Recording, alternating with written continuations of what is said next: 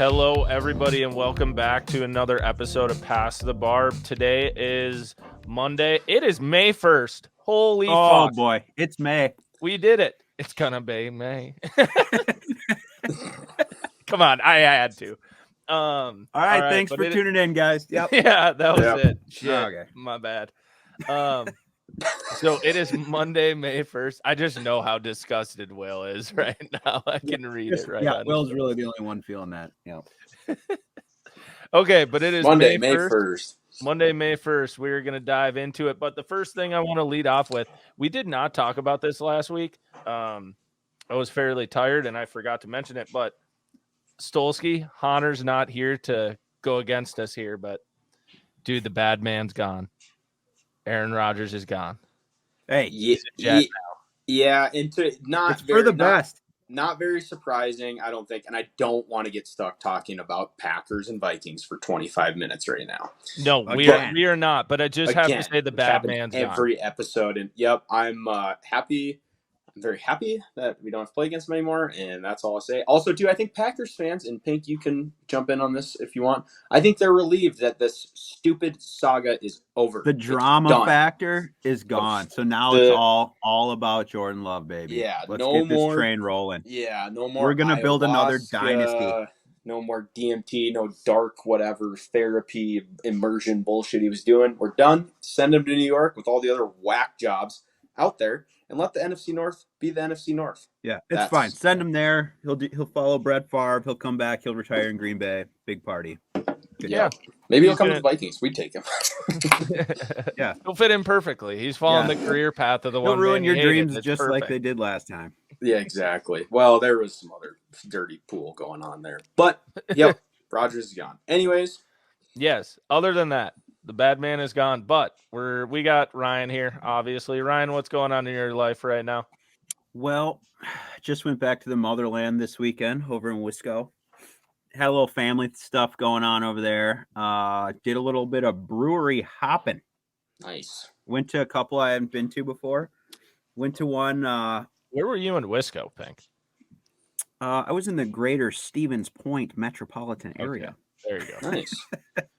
But yeah, went to a pretty good brewery that I hadn't even heard of before in Wapaka. Went to the Hinder in Wapaka. Their slogan is "Grab a Hinder in Wapaka," and I did. Was it good beer there? I did. I indulged in one called the Schwetty. Nice, and I was like impressed. That. Yeah. I was on kind of a stout grind this weekend. Oof. So, stout this late in the year. That's really? HD. Who knew, dude? It's heavy duty. I'm really impressed by that. I think I'm just going to use it as like a springboard into shandy season. True. Yeah, they'll taste even better then. Yeah, kind of ramp it. Imagine how light that thing's going to be after a stout weekend. They're going to go down easy. But I'm looking forward to it. But yeah, no, it's super chill, dude. I haven't even gotten out fishing yet. I need to get my act together. I did. I sent you a snap, Bart. I got all the old warriors out of storage. Yeah, the bass rods came out. I saw that. I was like, oh my God, they're here. They're still alive. Ryan, didn't you, maybe I'm not, but I thought you sent me a Snapchat. Didn't you have some success turkey hunting? Didn't something happen? Did you shoot a turkey? I didn't. Oh. I acquired one. Okay. I totally thought you shot one too. So you acquired one. Yeah, I acquired one while I was at work. I suppose I could just tell it right now. We got a couple minutes. I'll keep it short and sweet here. But so essentially, Will, you heard of like Paisley Park? You know where that's all about? I don't. So just give me the quick rundown on it. So this is like Prince's like studio house place. Okay. It's like a museum or something now. Well, it's hella turkeys around there. Sure. And and whatever. I was driving by it while I was at work, and there was one roosted like in the place there, like within their fence or whatever. And I drove by it. And when I came back later, it had ejected itself into a car windshield. Oh, shit. When I went by, and people were dealing with that, and came by a little later, and Turns out they did not take this turkey with them, so I did. Loaded it up. So got me a nice like 24-pound tom. Nice, good just eats, man. A mag dog, you know. I'm gonna be right. I'm right with you, Bill. I totally thought he shot a turkey. Yeah, I thought you killed. I thought you killed him. I saw a picture in the back of the pickup, and I was like, "Oh, nice." I was like, "Good deal." Loaded him up right in the work truck. Yeah. So taxpayer dollars, you know, that's what I like to see is that they're actually doing good things. I waited till my lunch break and I cleaned it on the tailgate in the City Hall parking lot. That's fucking awesome. That is so awesome. That is so that's even better, dude. Honestly, that's even better than than you actually shooting one. I mean, that's I mean, a Prince's Yard turkey. That's pretty cool. Like who's got one, right? Who's got one? I got the fan. I'm gonna mount the fan right there. Purple rain, dude. Baby. Let's go. Rain, I mean, let's be real. You love sitting in the woods and shooting one, but with how much you love to harvest, like the fact that you just got to drive by and be like, "Well, I did it." I will say, dude, I'm probably the most prepared person for this exact scenario to unfold. Well, yeah, because you had the deer that we ate in the UP. Also, was one that you grabbed off the side of the road after. But this was like so perfect. Like hunters everything and gatherers, dude. I even got all the meat, 100% of the meat. Smashed the windshield with its back. No meat loss. Hey, dude. Subaru takes the L on this one, boys. Well, unreal. That's awesome, Bill. That's great. Bill, what do you got going on? Have you moved? Or are you still in one location? What's going on? Tomorrow I move. The big move. So last night I went and checked out my new digs. It's a barn. That's the best way to describe it. It looks like a barn. It smells like it's a barn. But it's sort of it looks like it because it is. Yeah, it's a barn. It's very, you know, kind of a classic aesthetic, but so I have the sort of the top part, the loft, if you will, which has been renovated with living quarters, and it's going to be just fine, boys. The only downside is I'm going to have to figure out a way that I can record with you guys because I have about 1 bar of cell service there, max. Max. But yeah, checked it out. My only complaint or gripe, I guess, would be that so it's outside of Craig, Montana, a little ways away from Craig, and so that's for those listening and don't know. I mean, it's in the middle of nowhere, and so you turn down this dirt road, and unfortunately, you have to switch back up this mountain, for lack of a better term, and then come back down it to the other side, and it's like the roughest 2.5 mile dirt road that I've been on in some time. So that part is going to suck. Mostly just trailering a boat up and down that is going to be shitty, but we're working on some stuff. I'm hoping I can keep at least one of my boats in town and not have to trailer it up and down that hellish road. But yeah, met Dwayne, who owns the property, and nice guy. He's from Pennsylvania originally and has been out here for 30-something years. So yeah, nice dude. He really likes to smoke fish. I said, well, that's great because I got a bunch of salmon that I'm looking to burn up before I go back up there. You know, stuff that's been in my freezer that hasn't gotten eaten. So yeah, I'll do that. I'm like, so they're like, you got any critters living in this barn? What's the situation? No critters in the barn that I know of yet. There's a couple cats running around. It's gonna be it's gonna be good because I'll be a lot closer to like the river and where I work and stuff. You know, compared to where I am now in Helena, it's a 36-minute drive, and this will be more like a 15-minute drive. So nice. That'll be nice. And it'll be nice to kind of be, you know, up in the hills a little bit, away from all the riffraff. But yeah, I think it's going to be good. There's ample parking for boats and whatnot. It's just the getting there that's sort of the difficult part. Yeah. So well, I hope you end up having enough service because I would love to see you coming in from the barn, dude. Yeah, he said he's working on getting some Wi-Fi, so we might have something shaking. I don't know. Big D-Wayne coming through right now. That would be big. He's exploring some options, maybe Starlink, which would be probably the only thing you could do there.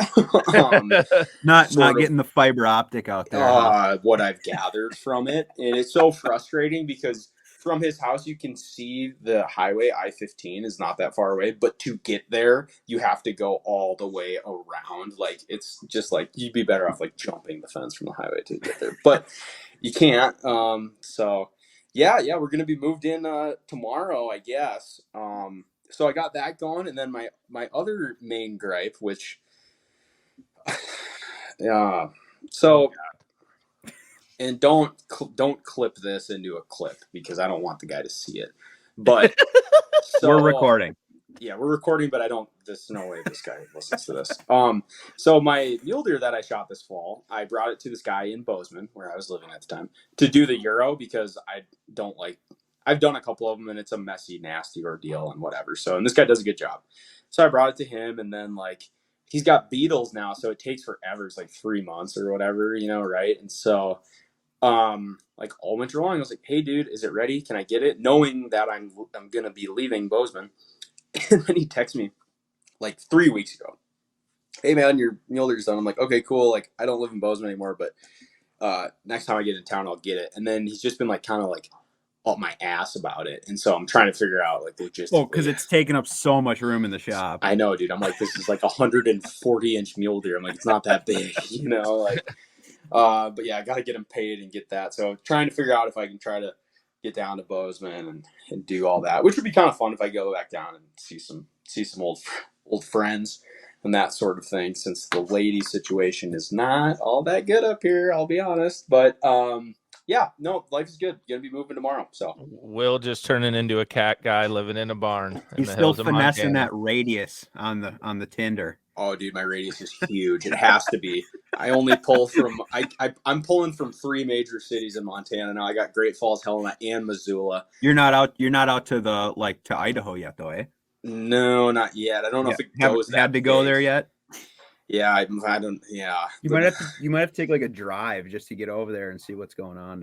Yeah, dude, just get it in your range. Up on a hillside for a while and try to score some matches. But oh yeah, we'll see. Bart, what do you got going on? Not a whole lot. Just been catching up on work. Getting ready to head down to Eufaula on Friday. Nice. And get back in the swing of the Toyota series. Got one more I'm gonna do, for sure. So getting ready to go down there. Really excited. Love Eufaula, Alabama. So that'll be cool.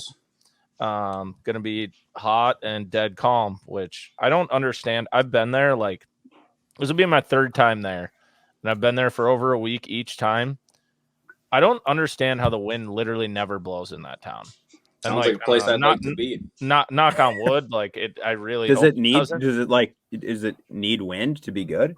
No, well, it doesn't at all. It's just more of the fact of I've literally never seen the wind blow. You sound like you're always 86 sunny. You sound like you're complaining about it being nice. He's like, there's never tornadoes at my house. No. There's a ton of just storms. The worst.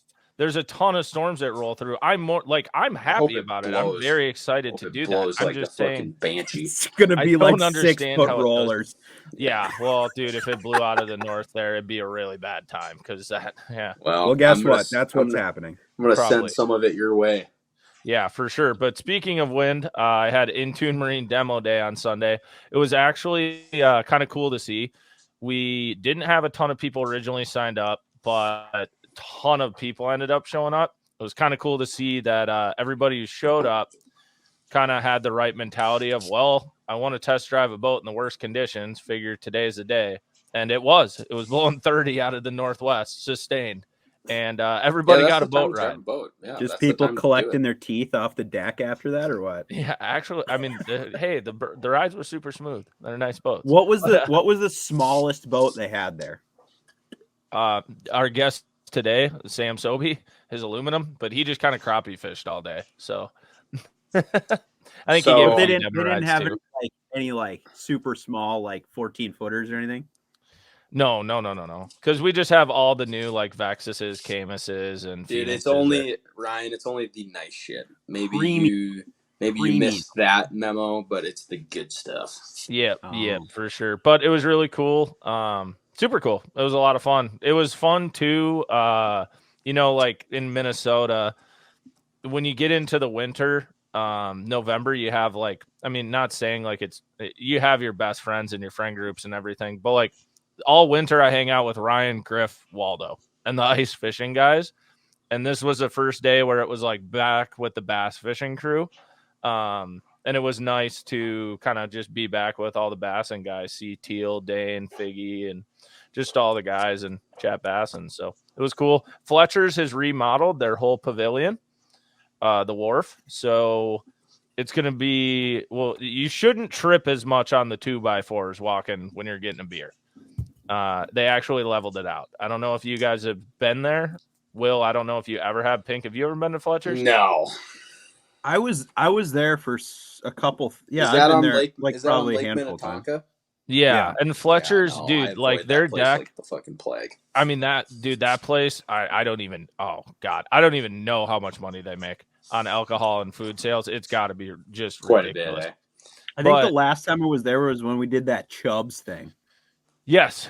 Yep. Yeah. Whatever happened to that. But yeah, that like their deck or whatever where you eat, like you can tell the boards hadn't been replaced in probably 20 or 30, I don't even know, years. So like they were all cockeyed by like 4 inches. Like, dude, you had like, you didn't even have to have one too many. You could have like a water and go walk to the bathroom and eat shit. Well, So I'm glad they got that fixed. Yeah, I'm really glad they did that too. It's going to make life a lot easier. But yeah, that's all that's going on in my life. Ready to, it's May. I mean, this is, wait for this for 6 months. Ready for another Minnesota summer. True. But without further ado, though, ladies and gentlemen, we have a special guest. Give it to him. We have, Feed them. Will's all excited. You know what? We have a special guest. We've been waiting for this. He's been sitting backstage, and we could just kick him out and just keep doing our show, I guess, if we wanted to. But we did the interview with Jesse. That went over really well. People were pumped about that. So we're gonna bring in a good friend of ours, and the goal with this is to not get too sidetracked. It's gonna be really difficult. And we're gonna bring in our friend Sobi. Check. Mic check. Are we rolling? Oh, do I have audio? You sound perfect. Mike is hot. Mike is hot. These headphones that I have on right now are like pre-2000, 2003. So the fact the mic is just steady ripping right now on the podcast, we have good audio. It's incredible. Sobi, that's how I roll too. I had to give my computer back to. I don't have a computer anymore. It's broke, so I just go on my phone. It's sick. Yeah, we started with all this fancy equipment, and laptops started breaking, mics started breaking, and suddenly we're down to one mic. Yeah. Just kind of parlaying the headphone thing into it. I was a huge advocate of banning the iPhone after they came out with just like the single port, because I was, you know what I mean? Like back in the day when you're listening to music or whatever, like you have so many different, whether it be the iPod Shuffle or this or that, or your cell phone, like your headphones always went in the aux port. And then when they like did that update, I was like, no. Hated it, dude. I was like, how do I charge my phone and listen to music at the same time? And they're like, oh. Yeah, and they're like, here's some $250 AirPods you can get. You need dongles, dude. You got to get the dongles. Dongles, yeah. Such a racket, dude. Exactly. And that's pure Apple. They just invent something so you have to buy a $25 accessory for it. Yeah, they got it figured out. But with Sobi being here, so like we talked about with Jesse, what we kind of want to dive into in our interviews is the behind the scenes and stories that people have ran into on the road, people maybe have not heard. And as people know, this podcast is a hair more explicit than most. So our goal is to just wrench some stories out of Sobi that he might be a little uncomfortable telling. And we're just going to put him on the spot, and it's going to be a good time. I'm excited. But first off, thank you for having me. Sidebar on the dang headphones right away. I know we're not going to try to go off on a crazy, weird tangents, but thank you. Thank you for the opportunity to be on Past the Barb. And you guys have done an incredible job so far. Like you said, it's been explicit and edgy. So like every time I've listened to one and then I've got the opportunity or a text from Ryan or Adam or whoever to be on, I've almost been like, oh my gosh, like this is raw and it's recorded and it's with 4 people who I know really well from different walks of life. Like the craziest things have happened with these 4 people.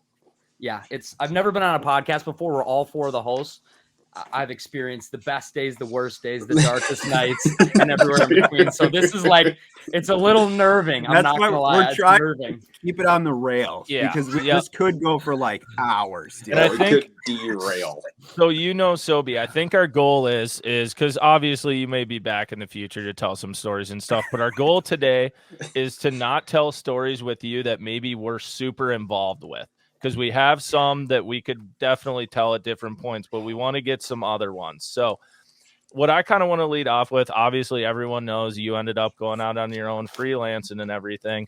Back in the day, we were doing TYO stuff, Team Yukon Outdoors. That's how Will and I kind of got, well, and I knew you from high school, but that's how we really ended up spending a lot of time together. I guess I think what would be cool to dive into, just to lead it off, like, dude, what was it like when Parrot called you and was like, hey, you want to work for me? And then you just fly to Texas and drop out of college. Oh, it was because like you just flat out dropped out of college. Well, especially because you didn't really tell anybody about it. Yeah. Like at point or anything. Like it just happened. Well, the first night he originally like reached out to me, I was super mad. And the reason I was mad is because it was in the fall. It was in October. I was at home and I'm like embarking on my second year of bow hunting for deer. So I'm bad. I suck. And this is back in the day when phones didn't blow up as much. You know what I mean? Like social media wasn't that big. Group chats weren't much of a thing. And like my phone is in my pocket and I'm deer hunting and I pull up my phone and I'm like, no way. How did this guy get my number? Craziest deal. I like throw the phone in the pocket. It's last light. Doe comes in, make a perfect shot. I am nowhere near like sighted in at all. Like a perfect shot last light would have been an absolute pot shot dream, Cinderella story. Happy Gilmore wins the freaking classic type deal. And it worked out. And then we get this deer all taken care of, which would, it takes hours and hours later. And then I finally hit him back and I'm like, yo, can we talk tomorrow? And he's like, no, let's talk right now. Like, you know who he is, like, no, let's talk right now. Let's figure this out. You drop out of college tomorrow. How about you drop out of college tomorrow? I'm like, dude, I'm freaking taking back straps out of this deer right now. Like, chill, just chill, blah, blah, blah. So yeah, that was the first night he texted me and it was crazy. But like, there was like a lot going on right then. And also we went to college in Stevens Point. So like, if you hunted over the weekend and you killed something on a Sunday, like you got a 4-hour drive back and it might be, 10, 11 o'clock at night. So I'm like, yeah, it was a lot, but it was wild though. Yeah. So then, I mean, what's your conversation like when you go to your professors and you're like, yo, I'm dropping out? Especially because if people don't know, this was your senior year. You only had however many credits left, right? Craziest deal. This was my super senior year. So, at the time, was the victory laugh, yeah. But you had to make your mind up like pretty quick, right? This wasn't like you had all these days to figure it out. Yeah, no, this was because obviously like an opportunity like that and the attention span of that man, it's like it probably isn't a make or break deal. Like you better decide that week, otherwise he's just going to move on. And I knew it was a good opportunity to just get crazy life experience. But I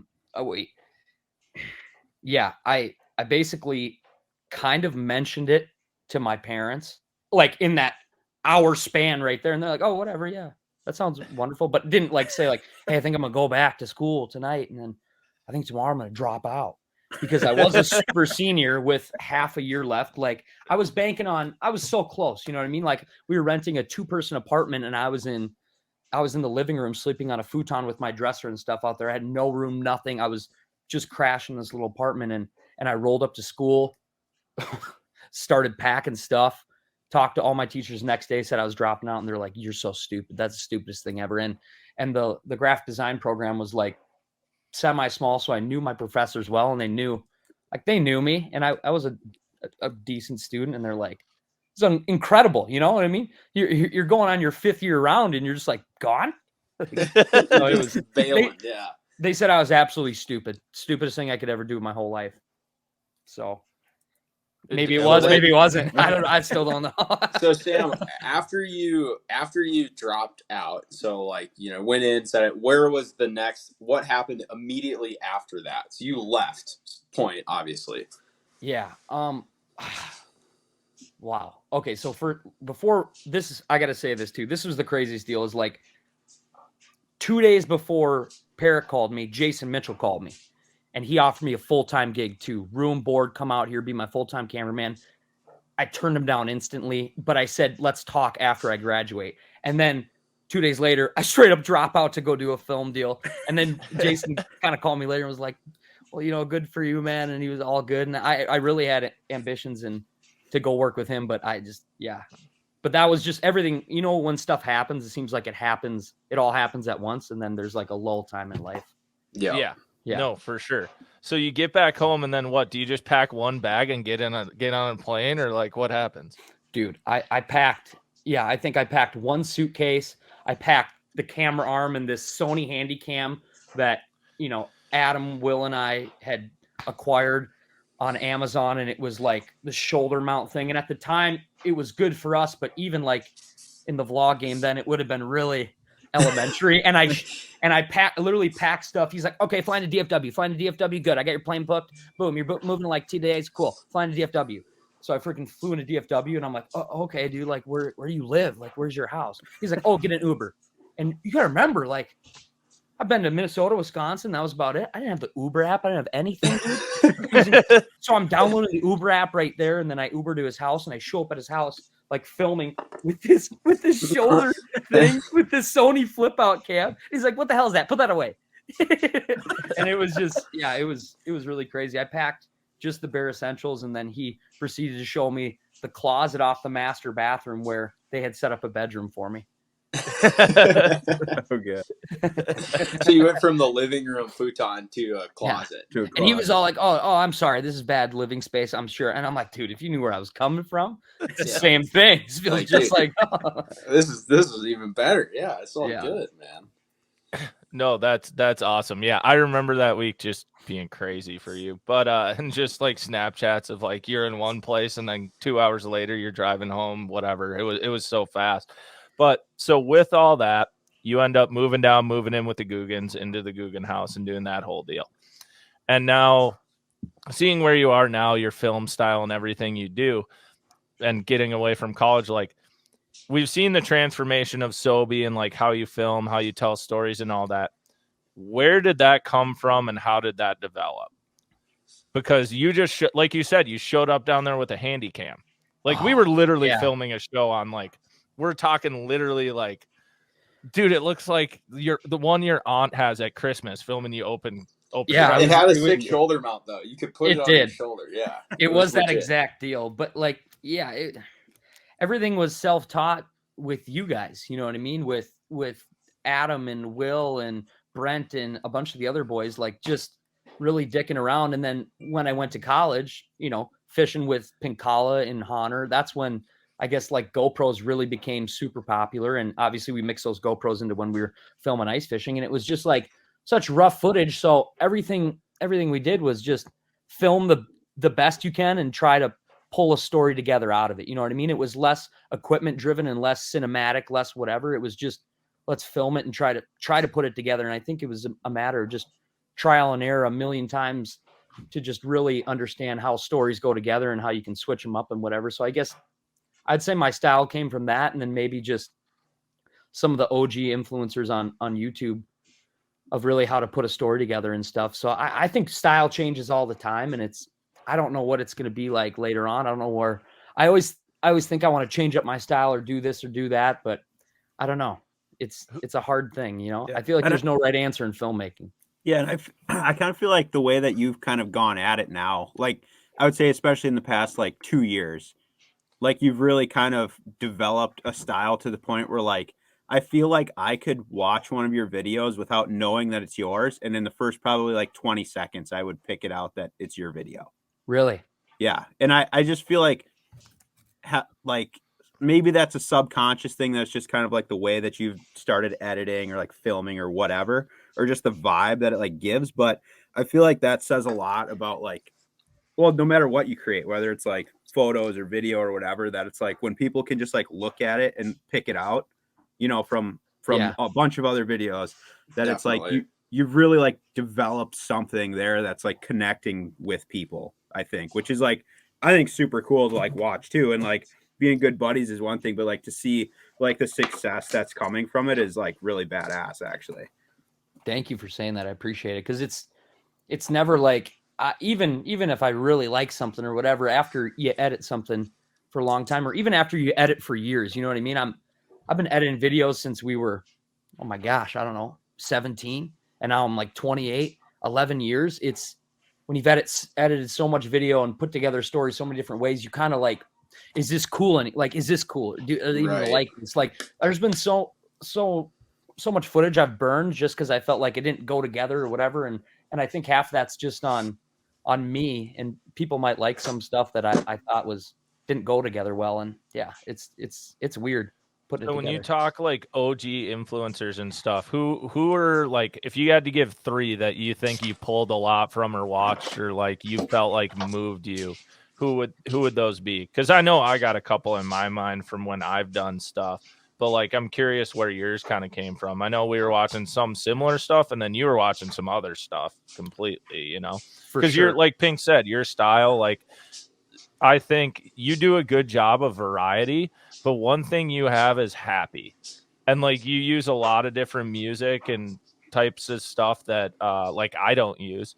And that's one thing that comes across always with your videos is like happy and uplifting type stuff. So who would you think would be like 3 that like you really feel like you kind of took a lot from or really got you going? Yeah. Probably number 1 in no specific order. Casey Neistat for sure.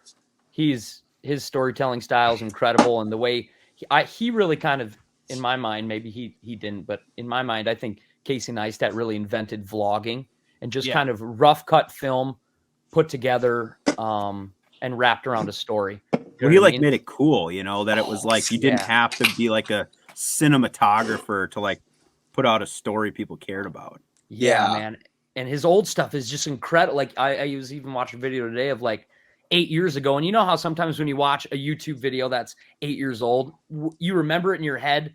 Like it was, oh dude, it was so cool. And then you're watching it. And now that it's so much media has progressed, it's not as cool. His old stuff is just the same. His style is so developed and refined and beautiful the way he does it. The crazy thing about him too is he did it every day for a while there. It's nuts, every day. I think he did it 800 days in a row. Yeah, and I think that's why he inspired a lot of people, like you're saying. Yeah, you know, it kind of gave people. I think everyone took something different from it. So, yeah, it was. And with Casey, like, I mean, with that motivation and stuff, I can't remember if it was on Twitter or something, but he made some sort of post where he talked about like the difference between like YouTube content creators or top level ones and maybe like, you know, say TikTokers or other filmmakers was like how far they'll go just to get one shot.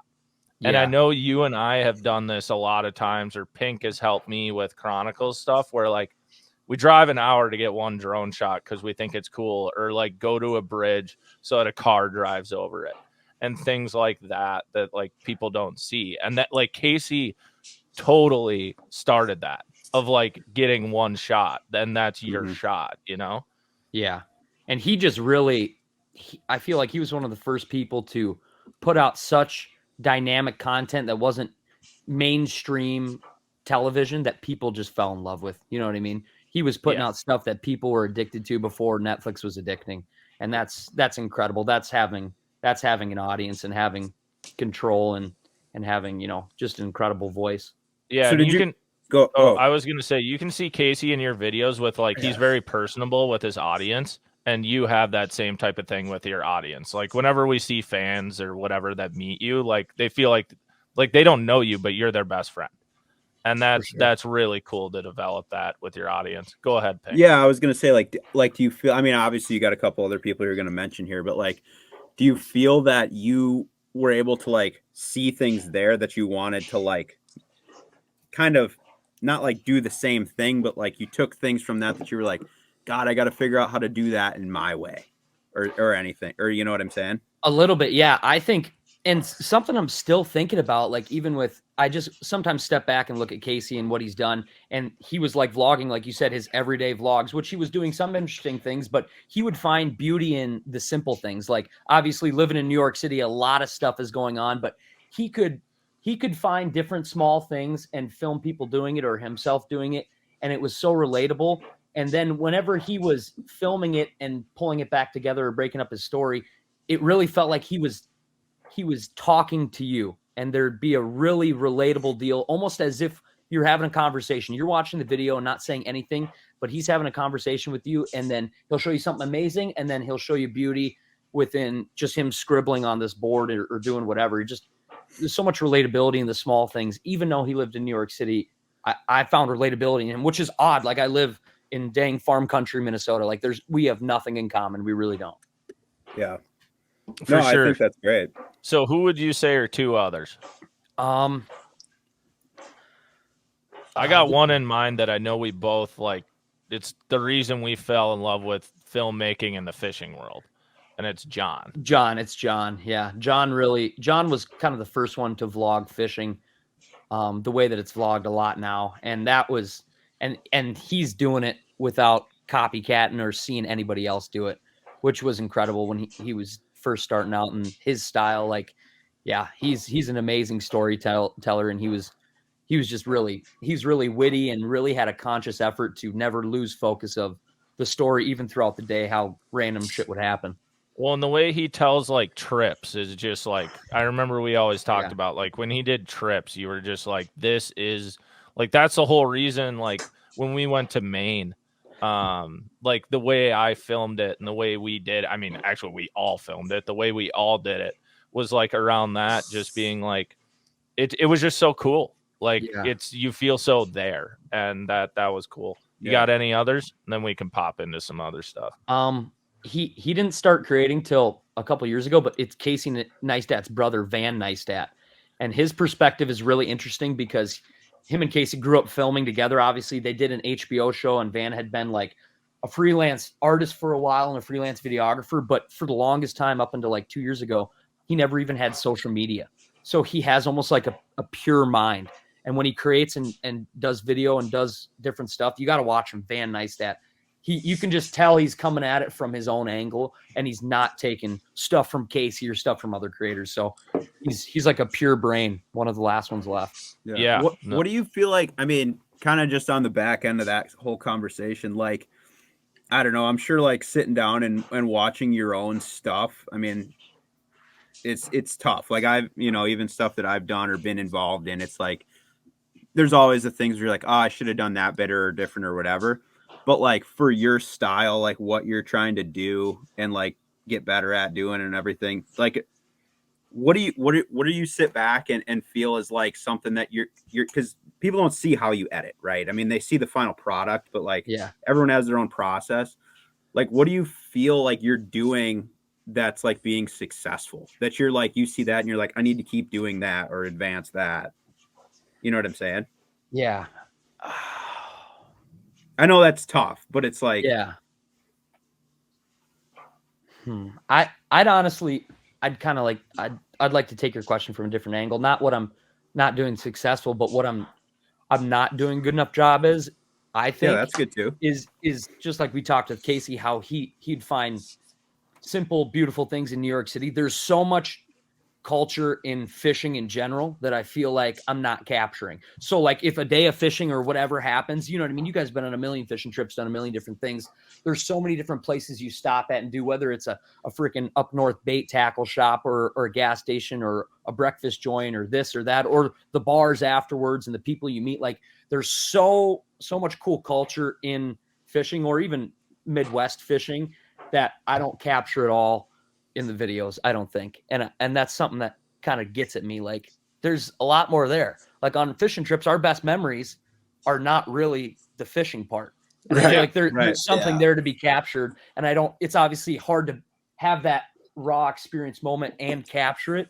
But if I could figure out how to capture what I think is the coolest part about really this whole culture and the up north fishing and hunting and outdoor scene, I think it'd be incredible. Yeah. I agree, man. Well, and I feel like that's a good transition. So you talk about our favorite stories are the stories that happen that people don't see. And those are the ones we love to tell. So, I mean, I know you have a few written down. I have like one trip in my mind just because I really want to go there, and I know you went there. You got anything cool from New Zealand? Man, like that sure, whole deal, because you got, and you can talk about that for a bit. Like you show up with Perrick, and then all of a sudden it's like, yo, that was in the prime days of YouTube being like, instead of us filming pond videos, we're flying 20 hours to a place and we're filming for a week. Well, yeah, And because you then did we're like a gonna put lot it of out. international trips really quickly. Really quickly, yeah. I think I want to say New Zealand was like our first one. And first off, the plane that the whole setup to that is pretty incredible because he had another camera guy and he fired him or whatever, and they had already planned this trip to New Zealand, like everything from lodging to plane tickets. And these plane tickets to New Zealand are like freaking really expensive. I don't know what they'd go for today, but like the flight is, I don't know how long the flight is, but it was over like a day, you know? And he tried to get his money back for this one plane ticket for the old camera guy. But once you buy the ticket and if you don't buy insurance on it or whatever, so it was just an absolute debacle just getting my ticket. And when he finally did, I think he ended up eating like $3,000 and he just bought my ticket and we're like, okay, we're going. And it's happening next week.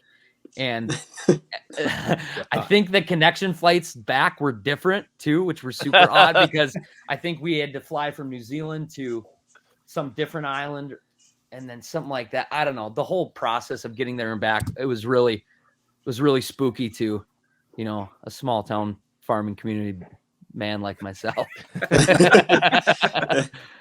I couldn't even imagine. I could not imagine that. So what do you got? You got one you want to dive into and we can leech off of that? Man. Oh, first off, okay, so we land and the whole premise of where we were beginning our trip or starting to stay was because one of Alex's good buddies, I think Matt Drab, was doing like a study abroad trip there, right?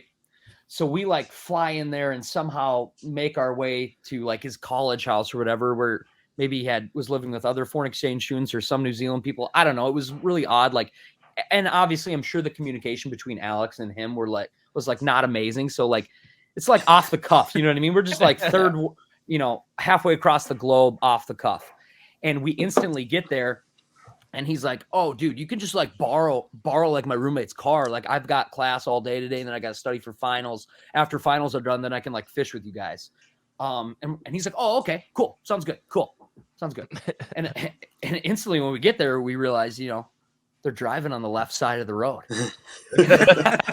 So we hop in this like old beat up Honda Civic and Alex takes the wheel instantly, pulls out on, and he's like, we're just going to go drive around, maybe find a spot to fish, drive around.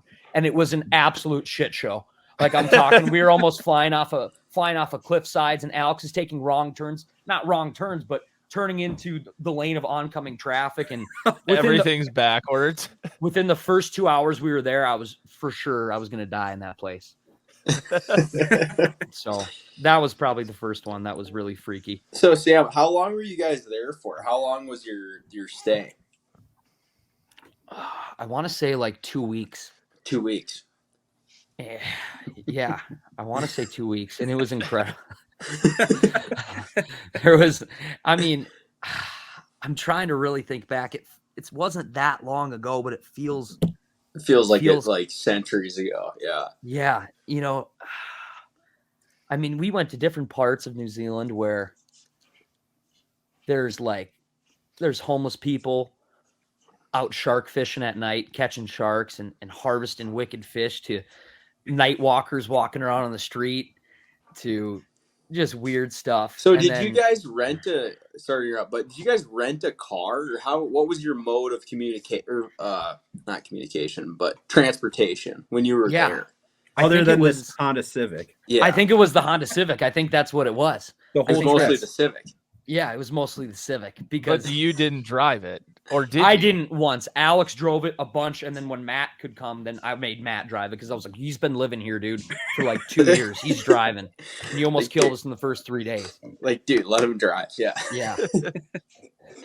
But honestly, the scenery and everything there was incredible. Like, the giant trout is amazing, Will. You would just lose your absolute mind, like fishing the canals and stuff there. And and half these canals are like made up of these farm pens where they have just trophy giant rainbows, and then the other half of the canals are like wild trout. I don't know if some of them get out or what, and a lot of other ones are native, but it's just incredible.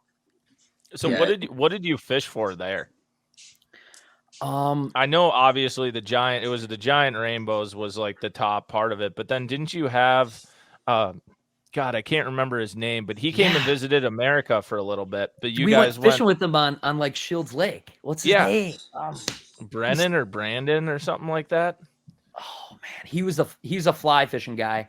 Yeah. And he brought us down like skinny water in New Zealand. And Will, you would lose your mind, dude.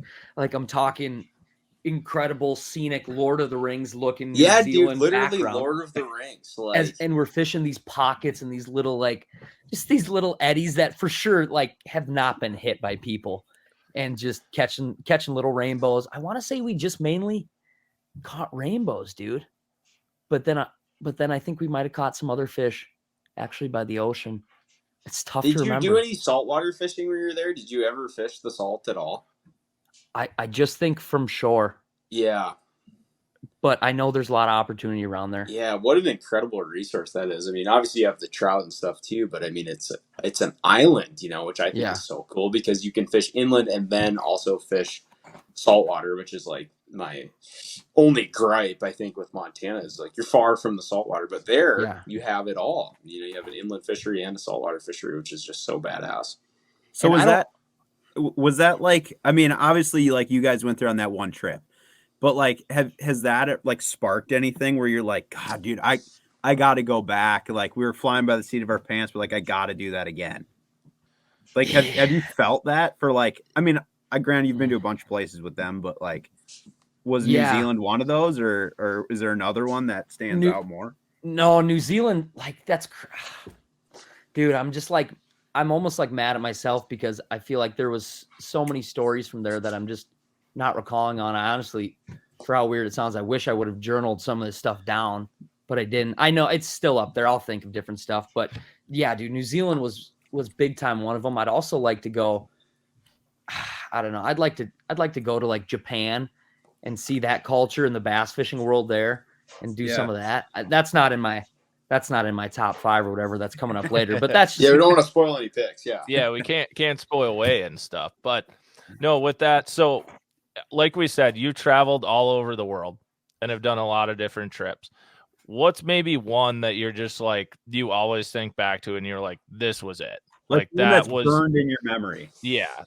Was it Mexico? Mexico was incredible. The bass fishing was incredible and the crazy stuff there. Honestly, probably Komodo Island. We flew into Bali, Indonesia, and then we took this other plane to Komodo Island, and like just the weird culture there mixed with the GT fishing. I just wanted to stay longer, dude, and I wanted to catch GTs on top water, and like it was like out in the middle of absolute freaking nowhere in the ocean, dude, and it was ridiculous. I needed more time there, and I want to go back. Gotcha. Sick. No. So then like we kind of get to, I guess, where you're at now. Well, actually I want to like Mexico. What happened in Mexico? Oh man. Dude, you want that story? You gotta dive into we don't have to, Sam, if you don't. I'm trying. There's a handful of them that you're fine with. There's a handful, and there's more.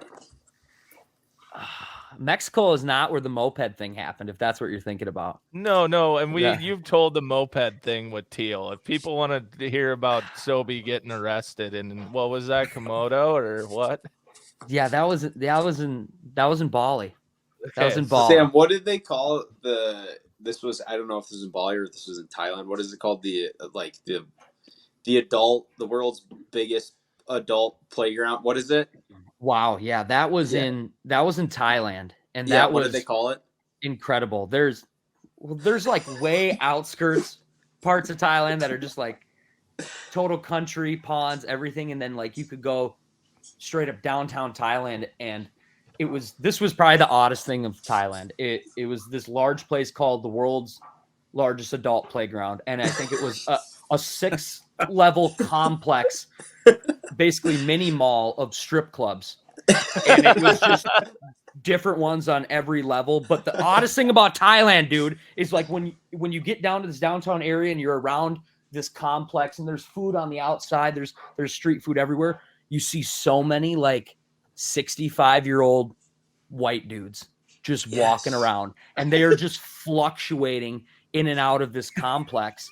And then we found out later that it's just an absolute hotspot for like these old guys to go on like sexcapades, because I know prostitution is giant over there and all that. And right, if old you got dudes a little are coin, yeah, you're good to go. These old dudes are coming there, and they are just falling in love in Thailand in a mini mall. They're literally coming there. Yeah. It was honestly so freaky, because like we are across the world and we see zero white people. We see zero Caucasians, and we are going downtown Thailand to this giant complex, and then there's 65-year-old dudes everywhere. It's just like it's the stepping stone between the nursing home and where they were before. And it was just it's creepy. It was kind of creepy seeing the old guys, but yeah. That place. Didn't you, Sam? Didn't you get an? I think it's it. Didn't you get a tattoo when you were over there? Sure. So, like, not exactly that part of Thailand I was just talking about, but we were in a different part of Thailand. You know, what the tattoo didn't come from the world. I don't know. I couldn't really tell you even, but we'll get there. We were indulging in some. What's the beer over there? What is it? I think we started out with some sake, and we were doing sake bombs and just having some of their good food. Banging on the table. Yeah. And side note, the food there is incredible as far as like their street food. Like that restaurants are good, but the street food from like anything from like they're just these roasted chickens to the soups and the ramens. Like it was incredible. So we're indulging in the local culture, right? And then we're having a couple beers. I couldn't even tell you what kind of beer they had there. I think they had like Coronas or something, whatever. And you know, like we got a lot of great work done. We got a lot of great editorial content. The filming was incredible, and we're hooping it up. And one beer turns into 550 beers. And next thing I know, dude, we're hopping all these different bars, and I felt like I was kind of out of it a little bit, like, and not on anything other than just cold beers. And I like wake up in this tattoo parlor, and Alex is like slapping my face, and then he's like, "Let me show you this video." And he shows me this video of us taking a trolley ride. There's this guy on this bike, and he's trolleying us around, and it's like the most chaotic setup ever. And I'm passed out in the trolley, and Alex is slapping my face, and this is us on the way to the tattoo shop. And then on the way to. As I'm talking to Alex, of course, like, come on, mixing a water or something. I look down, and there's just like this dude tattooing this tattoo on my foot. and I don't know if I was going in and out of, drunken consciousness or whatnot, but I then remember waking up the next morning in the hotel room going, dude, what does this mean, dude? It looks like some fraternity cult tattoo, dude. And this was the whole reason behind it. Like, this was Alex's, which is horrible because I love to draw, right? Like I could have put something beautiful down, and we could have got this 3 a.m. tattoo done by some random dude of something I'd actually drawn out that was cool. But Alex is like, so this is a triangle because it's you, Wes, and I. There's 3 of us, and then the T stands for Thailand, and the period I'm not totally sure about. God, dude. So he designed this. Alex did, I'm sure. I don't even really know if he remembers designing it, but it's set in stone. But the funniest thing is I've got this little triangle in a real girly spot on my foot. Wes Davis has it, I think, in the same exact spot on his foot. But for some reason on Alex's thigh, he has it like this big, dude. Ours is like so small, and his is so gaudy. It's incredible. He was just so excited about his artwork, and dude, he wanted to remember it. Oh my god! Blast it! Oh my gosh, it was and that was that was incredible. And the crazy thing is, we were down there with Jay Siemens, phenomenal creator today. He's from Canada. If any of you listening aren't, for sure, he was down there fishing with us, and we were about to all go down there and do this, and like. I don't know if Jay had something come up with Sam or whatever, but he like caught a last minute flight like that night. And he wasn't supposed to leave for the next couple days.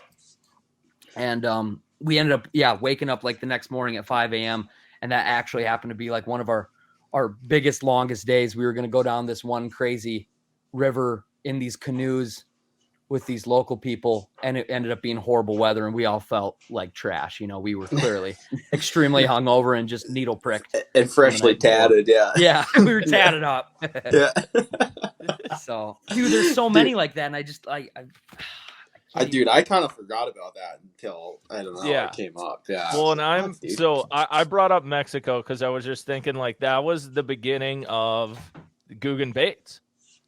Is when you guys went there. Like you were a part of that. And I think that'd be kind of cool to dive into a little bit of the behind the scenes of that. Cause I mean, people know it now, no matter what you think of it or anything, the way that took over was crazy. And kind of how it all started was, I mean, you guys on a bass fishing trip to, was it Comadero? Yeah. Lake Comadero. And so what's it like for, I haven't been up to the Mexico area or, you know, up in the hills bass fishing. Yeah. Here's a crazy story from Comadero. I guess. Hold on. Can I run outside my garage real quick and take a quick leak? Oh yeah. You can have a sec. Yeah. Me and Pink will buy time. That's right. He's fixing to fire one up here. I know that this trip has a lot of good stories from it. Yeah, I know that too. But yeah, the whole overseas thing. I know Pink, you and I have talked about eventually trying to do something like that. Yeah, I mean, like we'll get into it later, but yeah, I mean, I have like a lot of pretty big aspirations in like the fishing world, I guess. So yeah, I mean, I don't know how I'm gonna pull it off, but like we've talked about this on many a drunken night, but it's like you hit us up. We got ideas. I need to figure out how to make this stuff happen. But all right, so Sobi, you guys go to Comadero. You go up into the mountains. If people don't know where that is, that's cartel country. Oh man, it's incredible cartel country, and that's another instance of like I don't know where Alex was before, but he was like going to be flying in later. So I like flew down with the Guggens. It was just me and them. I was kind of filming a little bit of stuff for them, but I was honestly just like kind of vlogging around myself for Alex's channel, just capturing it, taking it all in.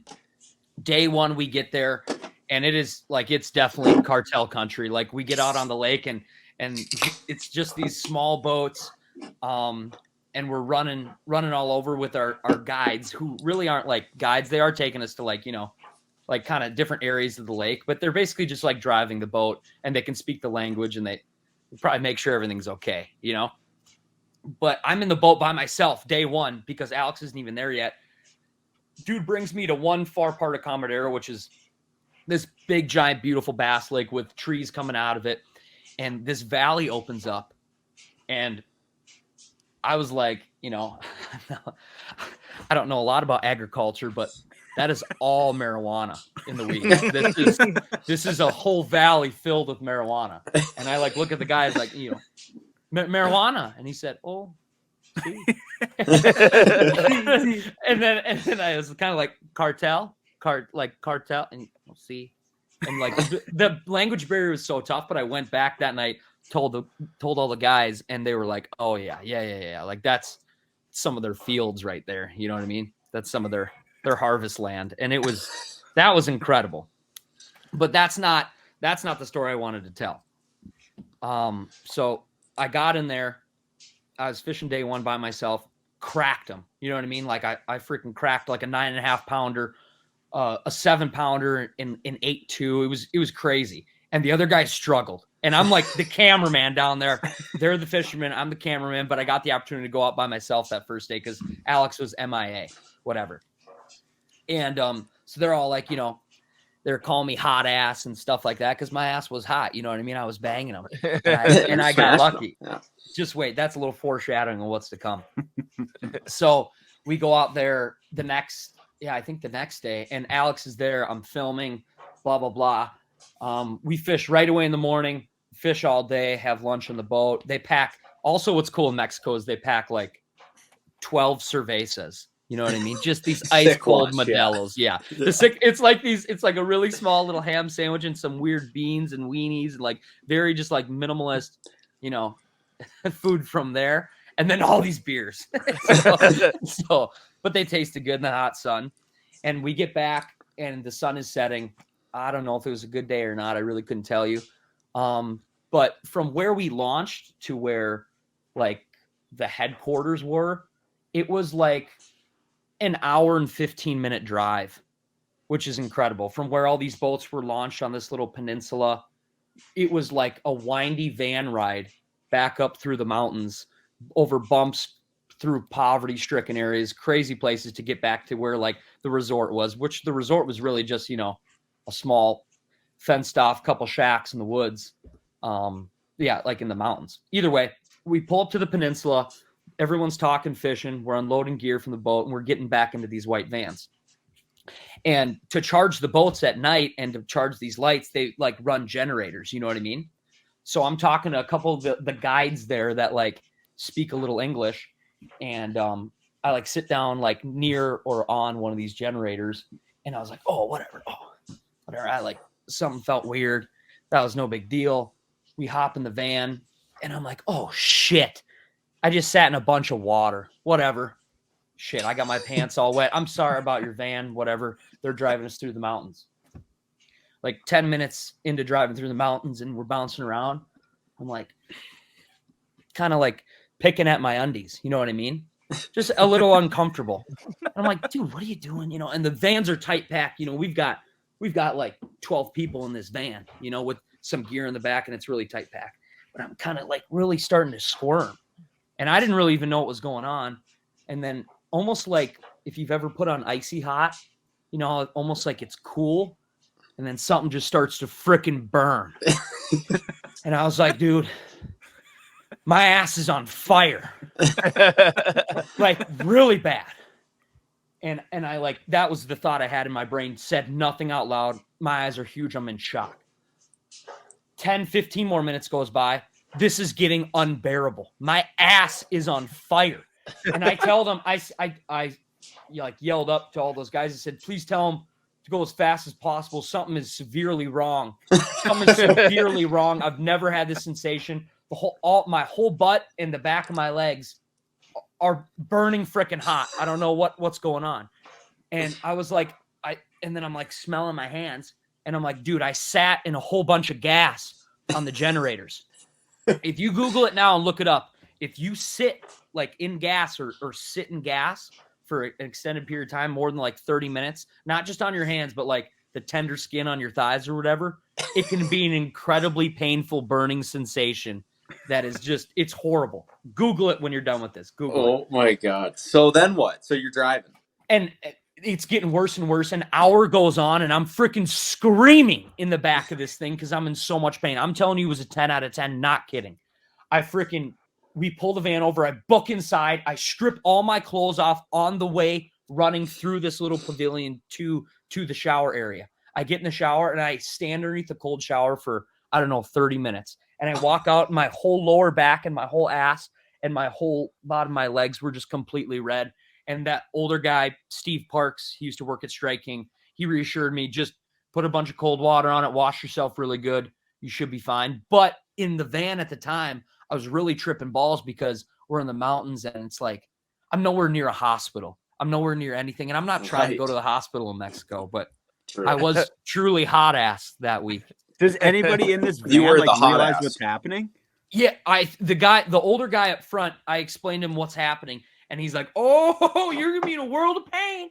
And we're like 20 minutes into this hour, 15 long drive up through the mountains. But it was horrible. It was really a horrible experience. Sounds terrible. Gas burn. Gas baby. burn. Yeah, gas burn. Watching those generators, yeah. If you ever sit in gas, take your pants and your undies off immediately. I promise you. It's a way bebetter situation. I promise you. Please do it. Holy shit. But Mexico was crazy. Yeah, it was crazy.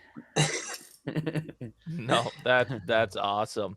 So then diving in, I mean, obviously you've taken your trips around the world, but I guess in Minnesota, the last, is it 4 years now you've been doing your own thing? Or is it 5? Or what are you at now doing your own thing? I want to say it's 4. I don't even think it's 5. Maybe it is 5. I don't know. Isn't it crazy to like think back on that? Because that's really not that long. No, it's not that long ago, but like sometimes know? it's hard to remember that stuff because I don't know, it feels like a lot has happened in between there. Right. I don't know. Yeah, for sure. So with that, like what are your some of your favorite trips you've taken around here? Like memorable stuff you've done around here, or with ice fishing or open water.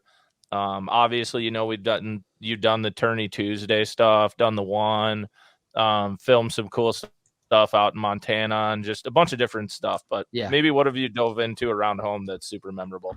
Before I talk about, I guess, local adventure, I want to bring Will into this. One of the coolest trips we ever did was go to Alaska and rent this like Winnebago and visit Will as, he was maybe I totally forgot about this. We definitely second year of guiding. Like, this. Yeah, it was my first summer, dude. I was 21 years old. Yeah, it was my first summer guiding up there. And Will's like, come on out. And of course, Will and Alex hit it off, and Will and I had been good friends for a long time from filming on Team Yukon and going on just boys trips with Newly up to Red Lake, bumping Fetty Wap. Like we had a connection right away, and Will and Peric had a connection, so it was all just like par for the course. This 21-year-old was Mav on this trip too? Yes. Mav had just started. Yeah, what a crew, dude! Before you like get into looking this, at it now, like holy shit! I vividly remember watching this. And Will, I had no idea who you were, and I watched this little series they did, and I was like, "Wow, this dude is a tremendous douchebag." Like, dude, it's so funny because when the video like first kind of came out, like, because obviously it got a lot of traction being on Peric's page and stuff. Like, I'd like read the comments, and it was like half and half. It was either like, this Will guy is like really cool, or like, oh, this guy sucks. Like, yeah, I don't know. Like, I didn't know who you were at that time or anything. I just remember like vividly being like, fuck that guy. It was either people really liked me or just like despised me. And I do think that it was, so Sam, you remember it was at the end of August. Yeah. And I was leaving Alaska. I was on my last week there. Actually, when I fished you guys, it was my last trip. Trip in parentheses. Yeah. But that was it. I left the next day. So I was like so burned out and just like over it. And I remember like I was getting so pissed off, not at Sam or Alex, but at Mav. That was where all my anger was fueled, because he kept losing fish. And like, so like we were fishing for silver salmon. We were catching a lot of pinks, which are cool and stuff. But like he hooked like, I think like 4 or 5 silvers and lost them all. And I was like getting so frustrated because like in my head, I was like, God, we got to get some of these on camera. Like this is like the pride and joy here. And he kept losing them. And then I think I kind of remember like took the rod from him. I was like, you're done. Like you're done. Yeah. Like, we strapped Will up with a GoPro, and it was just game over after that. And Will put on a clinic with these silvers, and it was so freaking sick.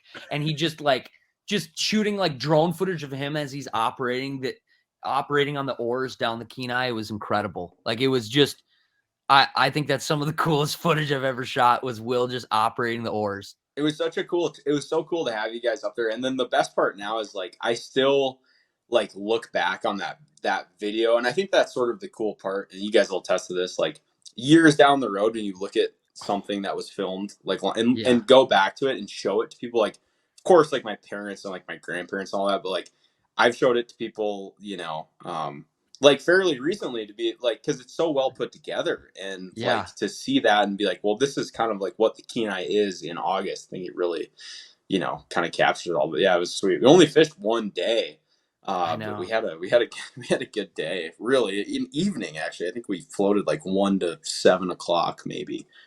It was so cool. It was incredible. Now talking about a story that didn't make the cut of those videos. Anybody can go back and watch those videos. But talk to me about the establishment not too far away, right up the road. Good Time Charlie's, dude. Yeah. So an iconic spot on the Kenai Peninsula, which unfortunately is it closed. Good Time Charlie's? Yeah, Good Time Charlie's did. Which did we go there? Yeah. We did. Yeah. Yeah, we did. Yeah, I think, wasn't it? When's your birthday? It wasn't my birthday. It was my buddy. Wasn't it my buddy Jake's birthday? It was Jake's birthday. Jake's birthday. So Good Time Charlie's was a strip club on the Kenai Peninsula. and it was a real dingy in the middle place. of nowhere. Like, Yeah. how do they make money? How do they stay afloat? This is DT Kenai Peninsula. This is unbelievable. So in between Why is this Sterling, here? Sterling and Soldana, so they would bring these girls in the prime summer months. So behind the strip club, they had a whole camp set up, like campers tents as well, teepees. But they'd fly these girls in from the lower 48, and some from back when you could do this from Russia too. There were some Russian chicks there, but they would come for the season and they would dance, perform. They're performers, and you could go there, and it was a hopping place. And also too, for a while there, it was like a BYOB type of deal. I don't know if it was when we were there. I don't think it was. But yeah, Good Time Charlie's. It's an awesome spot, but unfortunately it's closed. So I'm glad you guys got to experience it because it's a key. And Good Time Charlie's. I thought It's that a was my historic memory. It was my buddy Jake who I guided with there. It was his 21st birthday. That's when you guys were there, and we went. And he's like he was just like so embarrassed about it because everyone was buying him lap dance stuff. And I mean, the girls there, God bless their hearts, but I mean, in late August, it's a rough crowd because we're out of peak season. The Russians have gone home. Like it's done. A lot of retreads. The fish had potentially just been hooked or beaten up. Been in live wells, and who knows. There's a lot of C-section scars and stretch marks. Let's just say that. So, Jesus Christ! Like, it was at that point we knew it was a family establishment. Yeah, good times. Oh my god! Yeah, Oh, wow. And the other funny part about that whole deal is I was driving, and you remember this, Sam. I was driving this. I had a van. That was my guide rig. It was this like Chevy Astro van that I'd pull my drift boat around with.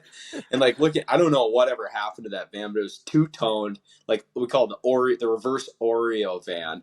And now when I look back, I'm like, God, I can't believe I was just like, that was my rig the whole summer. I was so proud of it too. I had little rod racks in it, and it was sick. Dude, it got the job done for sure. But yeah, that was an awesome time. And it's cool, like I said, to look back at it now, whatever that was. 5 years ago, and be like, oh my gosh, it doesn't, sometimes it feels like it was a long time ago, and then sometimes it feels like it was yesterday. I think that's the craziest part. So Sobi, with that, like, I mean, you guys talked the stories and everything, but you guys literally drove an RV up there and back, didn't you? Yeah, well, the craziest deal was we rented like this old school RV Winnebago deal, and you got to remember at the time I was young and Alex was really young. If Stolski was 21, I think Alex would have been 20 or maybe 21. Yeah. Yeah. And Mav was just maybe a couple years older. I think back then you had to be 25 to rent a car in Alaska, even rent a car. And we somehow pulled off this under the table cash deal to rent this, 1990 something Winnebago. And we just got in it and started driving around with little to no agenda other than stopping at Will's, and we were going to figure out the rest. And it was incredible. I can't believe it didn't break down or anything. It was really a shady deal just getting that Winnebago. I was going to say, they're just like, you guys setting up and operating that thing in itself could have been. It was so funny when a comedy series. I remember, I think we met to go fishing. We met at the boat launch, or we ran our own shuttle maybe or something. I don't know. But like, remember the window was stuck. It wouldn't roll up. Do you remember that, Sam? Yeah. And I was getting so mad. I was like, dude, we got to get out there. I was like, it's going to be good. We got to get out there. But the window got stuck, and we had to manually sort of jam it up to stick it. And it was raining, of course, like it always does up there. But I was like, let's just fucking leave it. And Alex, no, dude, we got it. Like, it's going to get wet in here. I was like, dude. Let's leave it. But we did get it. We had to just force it up. But, I can't believe I didn't drive it once, and I was definitely out of Alex and Mav. Like, I was the oldest. I would have definitely been the best driver, most capable. And I wasn't driving because it was the churn and burn. I was in the back on the computer the whole time. And Mav and Alex were ripping this thing, and it was all over, dude, in places you shouldn't be driving. Like, oh, let's go down this road, Yeah, it literally was like a 1999, like, for those at home, like, old Winnebago, like the ones they rent up there. You see them all the time. But yeah, not something you'd want to take on a old dirt road for sure. So that was a cool trip. Yeah. So that's one trip, back to what you said earlier, Adam, of like, this is it. When you said that, like, going up there and having Will there that could really show us around, and he's like, you know, he's not a native up there, but he spent enough time up there where he was like a local and he knew the program. And we got the outside perspective of like, this is all fresh to us. He had been guiding up there. He knew the land, the area, the river, the fish, and then the whole trip and the experience. That's when it was like, this is it. That's at least filming that and experience that. I thought that trip was unforgettable. Yeah, no, that's awesome. And I mean, we could dive into local stuff. I mean, we can talk about that whenever too, but I think a good thing kind of touch on too, just before we dive into the weigh-in segment here is, and kind of, you and I have talked about this several times, but if it's kind of a weird feeling to have, and like, it's a good thing to talk to about with the fans, I think, is like, dude, what's it like when you show up to St. Paul and there's 100, 200 people waiting to meet you? Like, what, you know what I mean? Like, It's a weird thing to talk about and a very humbling thing, but it's like, that's got to be so weird. And you've experienced that now from Perrick to you doing your own thing. And like, it's just crazy. Every time it happens, we're like 7 years into seeing it now. And it's just like, just keeps happening. It's weird. I think it's super weird because I don't know, like at like a St. Paul ice show or anywhere else, I feel like that there's been fans or a meetup. There's like buddies of mine there and just incredible anglers. And I don't like in my mind, I'm not even kidding. In my mind, I think I'm so like not cool. You know what I mean? Like, not that I'm not cool, but I just don't really think I'm freaking cool. Like when I see bad to the bone fishermen, like a Noah Schultz or, you know, this dude or that dude or old school legends, like even a Mitchell or you see the Linders walk by, like an Al Linder, like OG legends. I'm like, even seeing James Holst roll through, like, I'm like, dude, like, yeah, I think they're incredible. And then to see people wanting to come up and have a conversation and get stuff signed and wait in line hours to do a meetup. I kind of don't even believe it every time. And it's incredible. I can't thank the people enough that come out to do that. It's so freaking cool. And you guys experienced that this year. It was the support is out there and it's insane. Yeah, it's just like, it's nuts. Like you and I have said however many times, like you think back to fishing a Wednesday nighter on Cedar Lake when you're like 17, and then 10 years, 12 years later, looking at where it's at and you're like, what happened? Yeah. Yeah. Just trying to, yeah. I still feel like I'm doing that. Like, dude, I'm still just trying to win $100 on a Wednesday night, and these people are in line, and I'm like, dude, you don't even understand. Like, I'm still just trying to make some lunch money. Little money in my pocket. You don't even get it, dude. I've won a tournament on Marion, but I still have no idea what those fish are doing. Yeah, exactly. There's way too many people in line for me to be living in like an ice house sized shack. I always feel like, you guys know I'm poor, right? You guys know I'm like, yeah, like it's not that lucrative. It's not that lucrative. It's really not.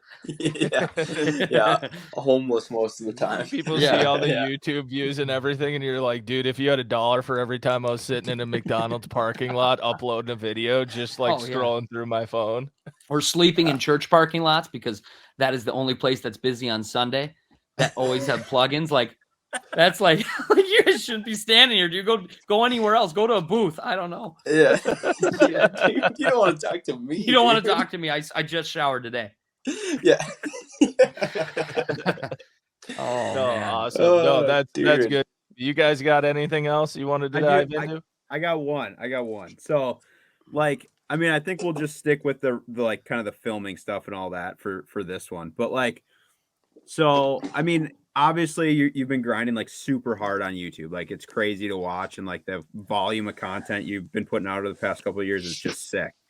And like, I know you kind of dabbled into like other like parts of, the like fishing industry and like social media stuff. But like, what do you feel like for you right now is like, what's the long game? Like, where are you trying to go? Sure. That's a great question. And honestly, as I lay in bed, I ask myself that question all the time. Yeah. Like, I'm just like, because at the end of the day, I don't know. Can I make YouTube videos forever? Like, and that's something, and that originally, like when I dropped out of my college and even just went off on my own, like, people tell me like, what are you going to do? Are you just going to make YouTube videos forever? Like, you're going to be 6 years old making a YouTube video? And I think about that today. You know what I mean? Like, Right. I don't know. So I want to, right now I'm kind of infatuated with exploring the Midwest and different things around here. So I don't know if I really have a long-term deal other than I love what I'm doing, dude. I want to meet more people and film with more people. And I want to get outside my comfort zone and meet cool people, just like going to Alaska, or just like when you and I went to Wabagoon, and just experience different areas that are just so different from where I grew up. I want to do that, and I want to capture it. But then on the same token, I'm really a serious and passionate tournament bass fisherman too. And I have aspirations and goals in that front as well. So it's like, I don't know. I don't know what the long I know it's a game tough is. question. I know it was Yeah, like super loaded, but like, I mean, I think that's what a lot of people like ask that question. You hear that fly around a lot, not just like for you, but for like other creators too, that it's like, what are these guys going to do? Or like, what other ways are there? Cause like, I don't know, like Bart, when we've talked about it, you're like, a lot of these guys, it's like, you're always like, what's their out? Right. Yeah. Yeah, you're always trying to figure out. You're like, yeah, I want to do this and I love it, but you need an out. And that's And, like- something, and I'd love to turn that question back on all three of you, because like, I've known all three of you forever. What's your guys' end game? What's your goal? What's the end game? Ryan was telling me a little bit about potentially Will's end game when I was talking with him before, and I think it's super sweet because it's been so fun to watch a guy like Will. Like, I've known Will forever, a little bit, not quite as long as Adam, but like since we were so young. And then I've known Ryan since, holy smokes, we're 18. Yeah. Yeah, not to throw Will under the bus. I was just telling him about like the whole outfitting thing when we were chatting the other night. Yeah. And I think yeah, I mean, I think like if you're gonna, I guess what I've sort of like realized anyways, like if you're going to make a career out of guiding, not that you have to do this. There are guys that work for outfitters for a career and they do very well. I mean, it's stable, you know, but I think if you're going to make a real go at it, you almost have to, you know, branch out on your own and have some sort of outfitting business that belongs to you, you know, sure. or you have people that, whether you do it by yourself or you have guys working for you. I mean, either way, you can make a serious go out of it. But, and that's the hard thing in Montana, is they're very strict on their guide outfitter relationship. You know, I mean, it's not like Minnesota where you can just, anybody can be a fishing guide. I mean, here to get licensed as a guide, it's kind of an in-depth process. And then you have to work for an outfitter as a guide. Well, if you want to be an outfitter, then you have to get your outfitting license. It's a whole separate deal. And then it's like, well, you know, you can definitely do that. You need to have a certain amount of days and all that stuff. But once you do that, it's like, well, shoot, man, you know, I don't have my old outfitter to feed me trips anymore. I got to make it happen on my own. But like, you know, I think that's sort of, for me personally, that's what I strive to, whether it be in Montana or Alaska or wherever, is just having your own, you know, something that you have that's yours. I think for me, that's like been my ultimate goal. And here and in Alaska too, I mean, it just takes time. And that's the frustrating part, I think, for me, is that I get, you know, I'm just pretty impatient. So like, you want things to happen tomorrow when really it's going to take years and years. And like, and also too, in order to gain respect in any guiding community that I've been in, I mean, it's time on the water, you know. I mean, like, it's funny, like talking about that Alaska video, you know, I was 21 years old. That was my first summer guiding. And like, looking back, it's like that video and watching it sometimes, I mean, I kind of cringe a little bit at some of the stuff I was saying, because like, I really didn't know anything, you know. I mean, a little bit, but like enough to get people to catch fish. Like, I was a decent guide, but at the same time too, I mean, it's some of those, like, talking like even bass fishing too, talking the old school guys, like guys that have been doing it for 30 years. I mean, they just have so much time on the water that you can't fake that. You can't replicate that. It's just this time, you know. And like, that's the thing I think I've learned the most and really my guiding career is pretty short, you know. I mean, the last 6-7 years, I guess, which isn't much compared to a lot of these guys. It's just like, you got to be out there. You got to be out there every day. You got to be doing it. And you got to make good relationships too, you know, because you don't want to be the guy out there that everyone else hates, because you're going to have a problem. You're going to blow a tire. Something's going to happen and you're going to need help. And that's always, I mean, I've leaned so hard on helping hands. And we've talked about this before, but like, people reaching out and helping you when you're in a tight spot. I mean, you can't do it all by yourself. That's sort of what I think I've, you know, for all of us. I mean, you need buddies, you know. Yeah. Yeah, You with need anything. with anything. I don't care what it is, you know. I mean, sometimes you get in a tight spot and you need help. So, But but one thing I was super excited about is when Brian kind of told me that maybe your end game someday was to run your own outfitter. It's like I could just see it. I could see it from a million miles away because Will's a totally dialed fisherman and a guide, and obviously great communicator. You guys know this if you're fans of Past The Barb podcast, but he has capacity, I think, to do so much more and run the business side of it, run the marketing side of it, grow it to be something totally incredible.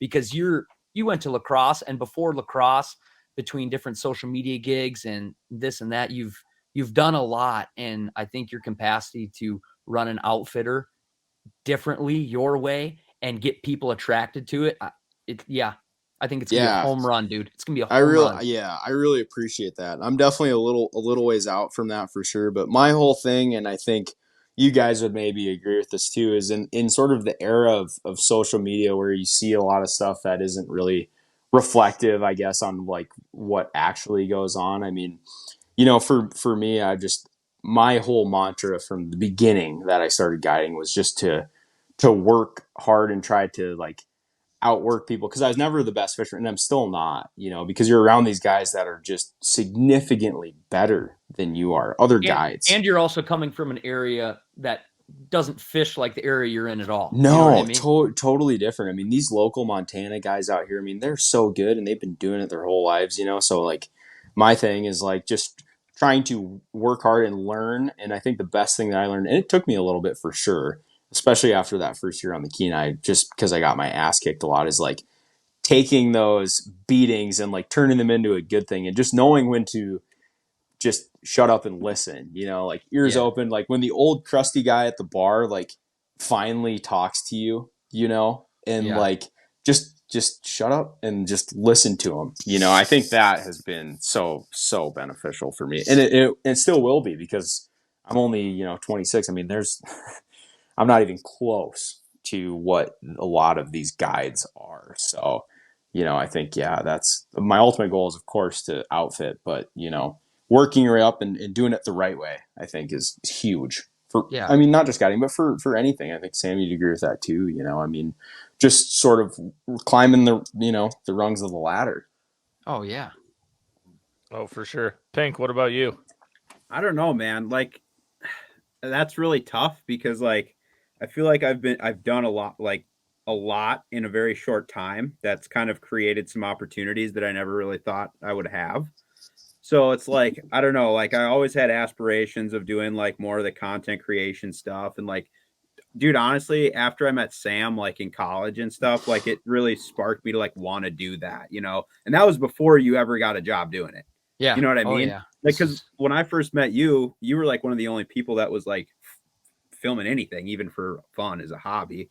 And I kind of always did that stuff just on my own. I never did anything with it, but I was always like trying to document stuff. And I don't know, like now having done, well, I did a bunch of stuff with Sam before, like just one-off videos and stuff where we just hung out and went fishing and some stuff. And now having done like the Chronicles, I mean, I don't know, it's opened a lot of doors really fast. So I'm still just kind of taking it all in and trying to figure out what that all means and where I can go with it. But I don't know. I mean, I have a job that I don't exactly love, but yeah, I'm trying to get Ryan to come out to Montana. I think he would just crush out here. Yeah, I told Will as soon as he gets his outfitter's license, I'll come work for him. But I think it'd actually murk.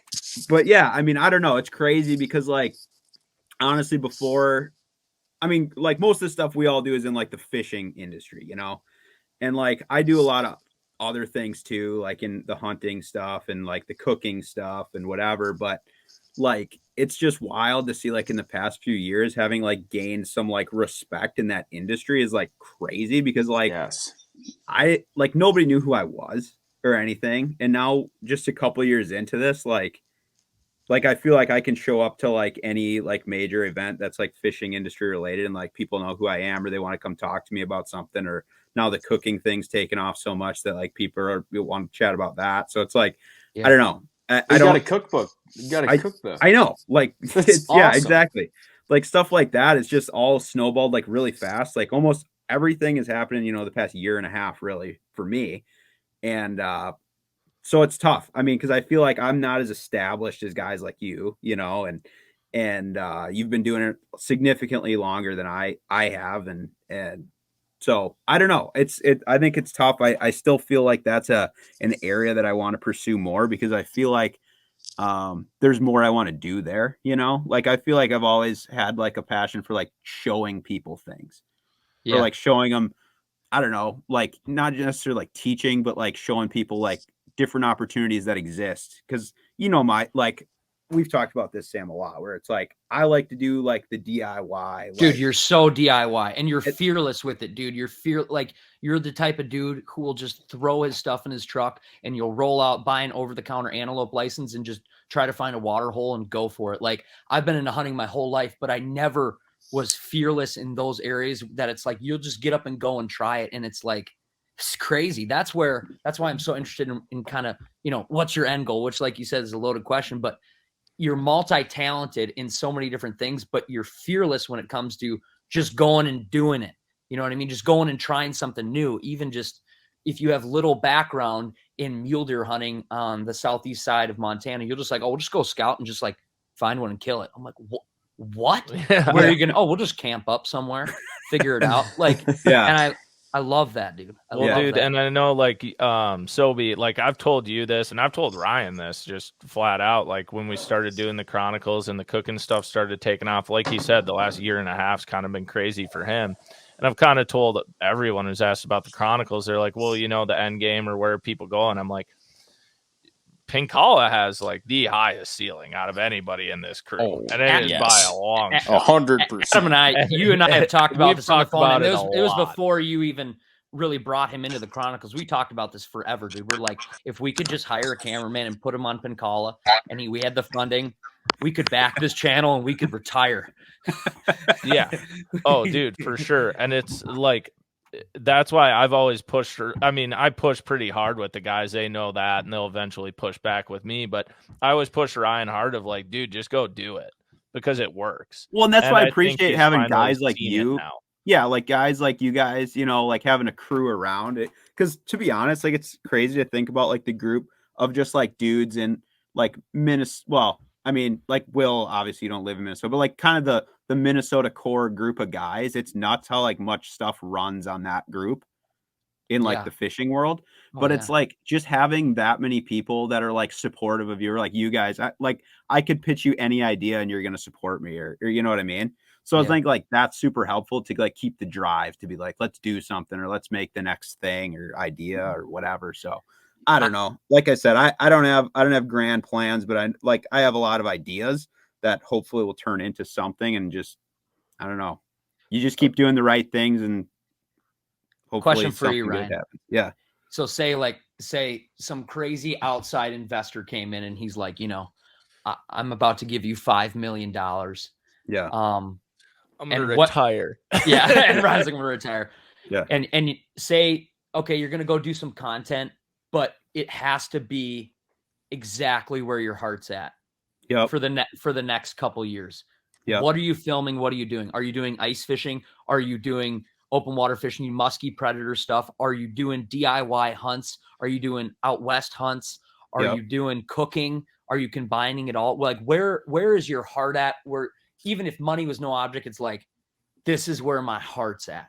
Yeah. Well, I think what I love the most, because you're into so much. Yeah, I have like some very diverse passions, I feel like, that don't necessarily correlate into like one project or something. But yeah, if I could just say, screw it, I'm never going to Chanhassen again to work, and I'm just going, it would probably be some sort of like to be fully honest, like some like big swing tour type thing where I'm doing all this stuff over the course of like the full year, whether it's like, okay, and in the fall, like I'm out west and doing the Western hunting thing and like transitioning to like going down to the salt. It would just be, I think, honestly, because you love the salt too, dude. That's something I totally, I always forget. You love salt water. I do, and I wish I could do it more than I do, but obviously living in Minnesota, it's not like super easy, and I'm not like rich, so But yeah, I think it would just be like going around and like harvesting stuff, man. Like that's my thing. Like I love doing tournaments and that stuff, and I've always loved doing that. But like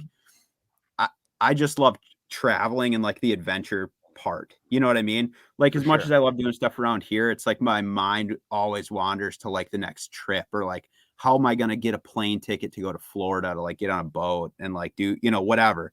Like I Yeah. just want to travel around and do my thing. Like I feel like a lot of people don't think about like that they could do that stuff.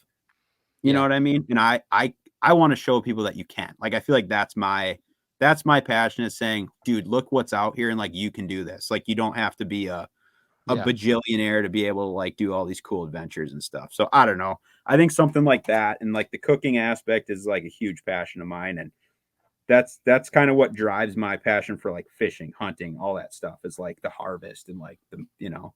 For sure. So I don't know. We'll see. I'll wait for that 5 mil and then we'll talk. All right. Whenever How about, Pink decides he's going to take the leap, he'll do it. That's Yeah. the only thing hanging Pink back, and I I've know. told him that. I know. I'm a tremendous pussy. So it'll work. It'll work. Whatever you decide to end up doing, it'll work. All right, Adam. Yeah, I mean, for me, He's moving to Kentucky Lake. Yeah, yeah, I would love that. Actually, I don't know if I would, but the end game. Yeah, no, for me, the end goal. I mean, I think you and I have talked about this a lot, Sam, but it's like right now it's kind of just enjoying the fly by the seat of your pants.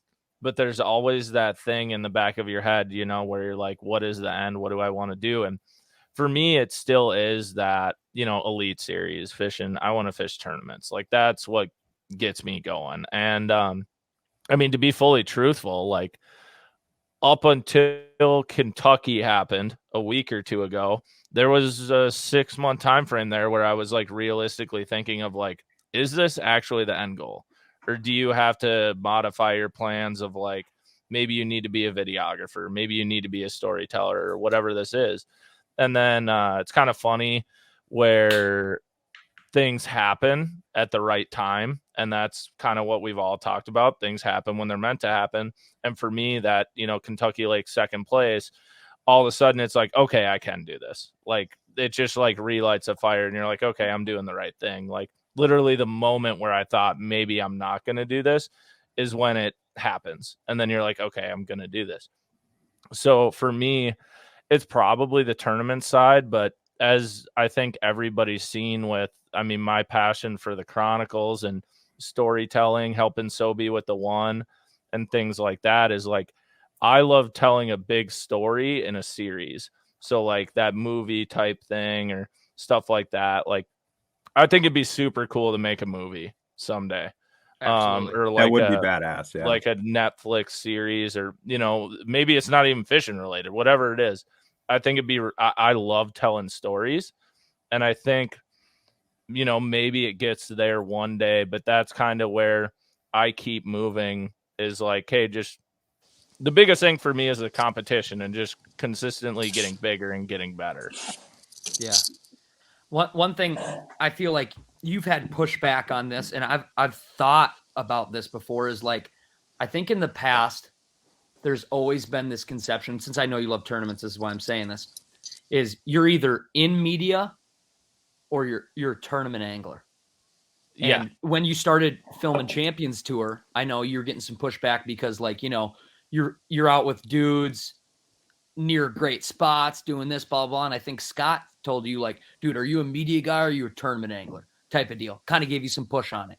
And just kind of like how Al Linder back in the day fished Bassmaster, fished a classic, was huge into tournaments. He kind of had to make that decision. Are you a tournament angler or are you in media? Do you think that applies today, or do you think there's an option out there where you can do both? I think literally Ben Milliken shows you can do both.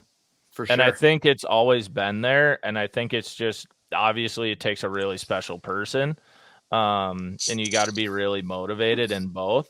But I think you can do both, and you just have to, I mean, like Pink has said and Will said, like, you have to have great relationships. And that's the biggest thing in it. But yeah, for me, like I mean, the way my brain operates, I don't think I'll ever be happy doing one thing. Yeah. Like don't get me like at the end of ice season, I'm like, God, I never want to step on the ice again. For sure. And then every year October hits, and like the last few years, we're getting ready for the Chronicles. And I'm like, you know what? I'm more excited about more than literally anything. It's Early making ice. the Chronicles. So I think that's what shows it. And then, March gets around. It's like, it's going to be sick driving 16 hours down south and going bass fishing. I might not catch a thing, but it's going to be fun. And yeah, it's that constant change. Like I'll never be able to do one thing. I already know that. So it's trying to figure out how to do all of it, I think. Yeah. Isn't it crazy though? Like when you think about like, especially in the media world or like even like guiding, like Will's doing now, like, I mean, obviously no matter what you do in the outdoor world, like it's going to be, there's media involved, right? Whether it's promoting your thing or like shooting videos, working with other brands, whatever.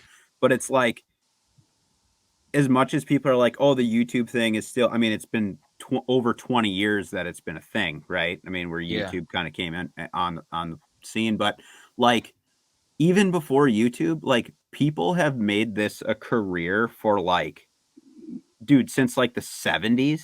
Yeah. People were just filming outdoor stuff. And like people have always made it like it's not something like super new. So it's crazy to hear like people thinking like, can this, last? Will this stand up in 20 years from now or whatever? Because it's like this is like all of it is nothing like super new. Like things change, obviously, but like right, platforms change, but like all the legends in the industry who kind of like created what it is now.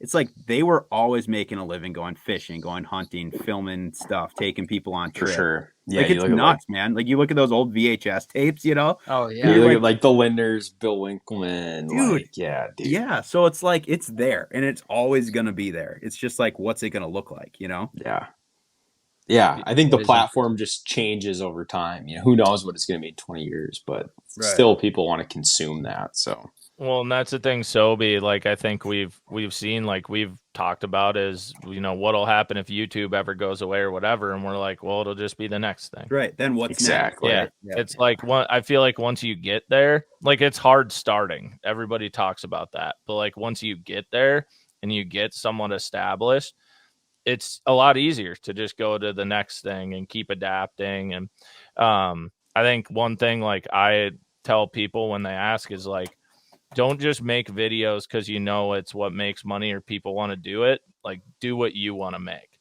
And that's where like we see like with your videos, Sobi, like you make what you want to make and you don't really have anyone push you around with that. Like with the Chronicles, like we made that the way we want to make it and we keep making it the way we want to make it and people like it for that.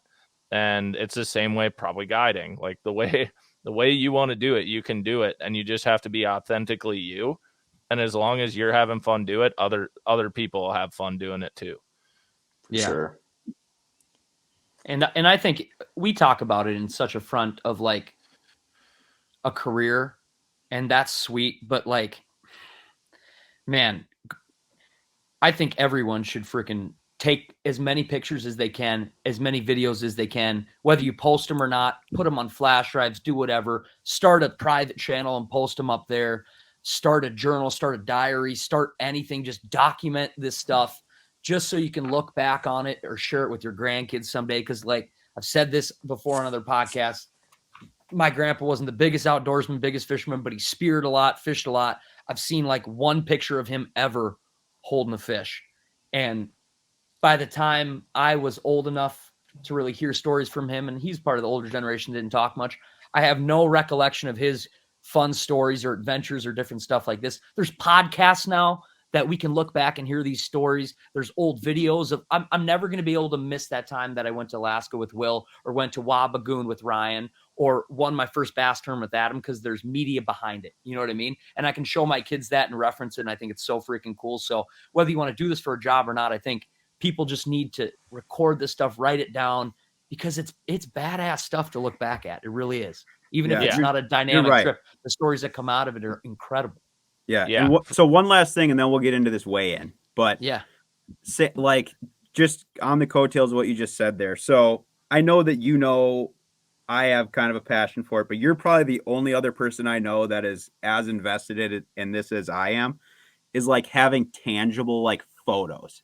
Yeah. And like having like, because I know I've been like your house and you have shit tons of like actual printed photos of fun days, or like, you know, I know in your videos you've been showing, you're putting them up in your ice shack of like cool experiences in there and stuff.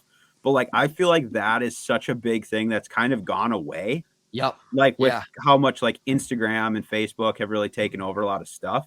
But like there's something about just having a big ass bucket of like Polaroids and like printed it is pictures cool to have thumb through, you know, because they do disappear. Like when the digital camera first came out, like my mom does not go to technology, but she snapped tons of pictures. They've ended up on, she never knew how to transfer them to a computer, but she would just take out like the 6 gigabyte SD card, put them in a Tupperware container. That's where they've been. They've never been printed and never been anywhere. Right. So it's like they get lost. And with old phones, the same deal here. Like I'm with you, Ryan. I want to start printing out more pictures, do photo walls for different seasons. Yeah. Oh, dude, and that's like Pink. That's why, like in my basement, you know, I do this. Like after season 2 of the Chronicles, and I still have to order the ones from this year. But like, I order all the guys' canvases. I'm like, pick out your 3 favorite pictures or memories from this year, whatever they are, and print a big canvas. And like, I have like a few of them behind me and a few on the walls. And like, whenever I walk around, I see it, and I'm like, that's why I'm doing this. Like, you see that, like, and like I got back from Kentucky Lake, and like the first thing I did was text the MLF media guy, and I'm like, can you send me these 3 pics in high res? They send them, and I ordered a canvas of it because I'm like, that's going to go on the wall. That's the first big national derby I ever did. I'm always going to remember that, and I'm putting those pictures there. They're going to mean a ton to me. Yeah, and, well, even the dusty old like camera pics from like, you know, like a Fuji like crank the little wheel pics that I have from like catching perch off the dock in northern Wisconsin, and like all those ones from like just being like a super little kid and being like, that's why you got into doing this stuff. Yeah, you know, that's you like look back and you're like, yeah, it's always fun like getting paid to do it, and like that's super badass that's a thing for pretty much all of us, and it's just like looking back when stuff didn't matter, you know, and you're like, we were just doing it because it was fun, and like it's nice to have moments of reflection for sure, man. Will, do you ever write down like any guide trips from your days? I think you should have a guidebook, dude. Like notes. I'll do when I'm in Alaska, I just every day I journal it. That's incredible. Mostly just tides and fish, but then if something happens like out of the ordinary, I'll just like jot that down. But yeah, it's funny to look back. I have some of my old stuff like from my early Kenai days, and like I'll page through that, and it's like you said, to have something tangible, not just like something on your phone or whatever, to like go back, because then all of a sudden when you see it and read it, or even a picture, you know, you're able to like, you're right there, which I think is cool. And it's something that's kind of lost nowadays because everything is so digital. You know, there's nothing is like actually hard copy anymore. I think you need to make a daily journal when you guide, Will, and really write down just how the trip was, how things went. And if you listeners don't know this, Will's an exceptional writer. So I feel like, dude, if you don't do it, if you don't journal one page every day, publish a book one day. It'd be incredible. Imagine your grandkids get to open up a book. 365 days of Montana. Well, yeah. Today I moved into a barn. My new friends. Dude, it probably would end up actually being super badass. There's a guy that, it's funny you said that, Sam. So there's a guy, he's a guide in Colorado, and he wrote a book basically under the same premise. It's called, I think it's called Get a Real Job, or A Real Job. Real is spelled REEL. But this is a guy that has been guiding for a long time. And it's basically just like small stories from trips over the course of 20 years or whatever. And it's a great read. I bought it. It's awesome. But yeah, it's something that I'd like to do better, because like you guys said, if you don't record it, it's gone. I mean, it might come back to you, but you have to have that written down or in a picture form or something. Because I mean, it's tough, like to recall all that information. We all got to do it. Like moving into this year, we all got to have like a dedicated effort to like journal that shit. That should be our resolution. Yeah, all of us. Let's do it. Yeah, that's a good one. So we're gonna dive into this, Wayne. But Sobi, I'm gonna ask you one question because it's an important question to every filmmaker, I think. Yeah. What is the one video you've made in the last however many years? Because I know you know it off the top of your head, that maybe didn't get a ton of views or a ton of recollection or something, but it's your favorite one you've ever done? Because there's one that stands out. There always is.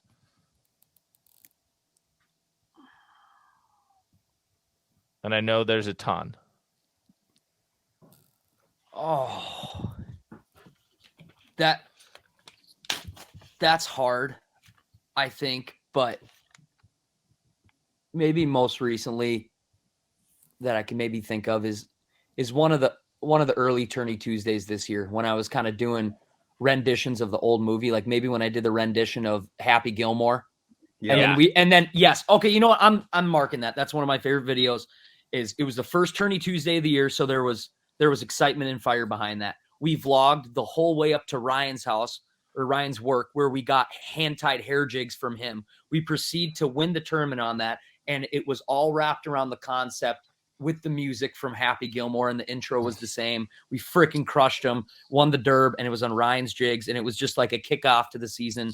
And I think it was just, I think that one held some weight. Yeah, that was badass. I like that little series you did where you were kind of like doing movies.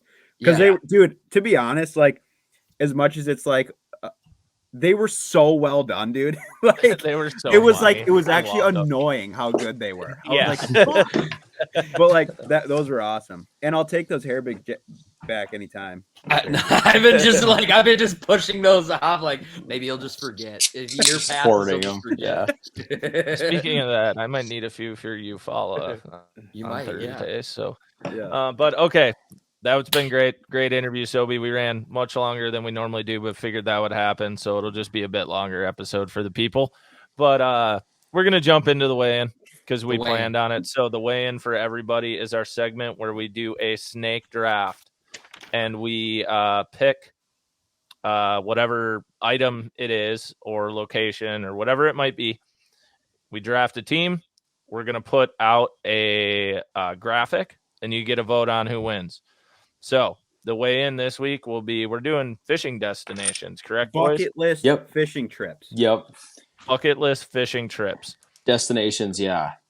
Bill, how are we doing the order? We didn't talk about this beforehand. We're really bad at this. I think we should because Sam is our guest, he can either choose to go first or fourth. Wait, we can do the same thing we do with Jesse. Hopefully he'll be good at actually doing the numbers and not showing us immediately. Yes, yeah, that'll work. Yeah. So, do I type this somewhere? No. You pick one at a time though, instead of just like go. You don't just like do them all. Okay. But, so do you want to be the number 1 draft pick or the number 4, and then you get number 5 right? So how it works is it starts like 1, and then it'll go through to 4, and then 4 gets to pick twice in a row because it goes back the reverse order. So you're either getting snakes around. First pick or picks 4 and 5. I'll do first pick. Okay. So then we have to figure out the other order. So Sam, what you're gonna do is you're gonna put a number 1 through 3 behind your back. Okay. And for the love of God, don't say what it is. And don't tell us. Guess a number. So Adam, we're gonna start with at the top, and then we'll work down to me. So we'll start with you, Adam. So Adam, you pick 1 through 3. Yep. So don't show us till we're all done picking, Sobi. 1. Unless he gets it. No, just don't show because we all need to. We all need to guess. 1, Yeah. 3, 2. What is it? Okay, so Pink. What spot do you want, Pink? You have 1, 2, or 3. You get 2, 3, or 4. I'm gonna take. Oh yeah, 4. Sorry. Okay. Space going with wrap round. So Sobi, 1 and 2 behind your back. Bill, you pick first this time. Okay, I'll go 1.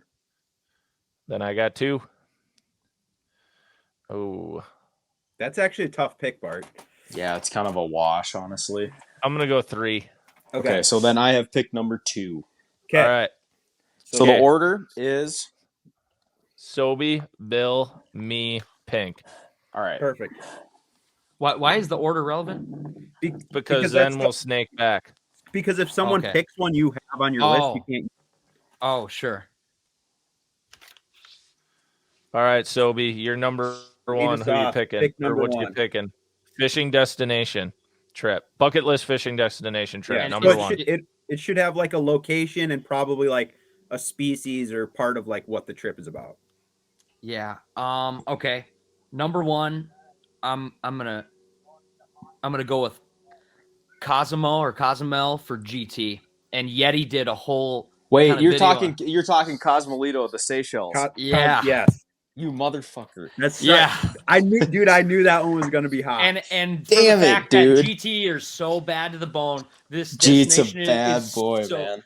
The Jeet is a bad boy. And also, growing up, we worship this video for Dude, how that is the- one awesome of it probably the is. sickest fly fishing videos on the internet. It's It so is. sick. Hands It down. probably is the coolest video, I think. Oh, I think it's That's the coolest so video badass. ever. it hits hard. So hard. If you like put that video up, turn down the lights, crank the volume on that video, and you just listen and sit, that's goosebumps. That video is absolute goosebumps. Yeah. That's a great pick. So I would call it, Sam, what I would do is I'd call it the Seychelles Island GTs. Cosmo. Because you have Cosmo, you also have a couple other atolls there, but I just call it Seychelles. How do you spell the Seychelles? Or you could call it just Cosmo. Bill? If you want to spell, Cosmolito is spelled like it sounds. Seychelles is Seychelles. Google it. Cosmo. Yeah. God, that was a really strong Vasation, the tempera, What's the the Cosmolita. what? Yeah. Cosmolita? I will teach him to fish. Hopefully he will. Okay, It's so Stolski, good. you're number 2.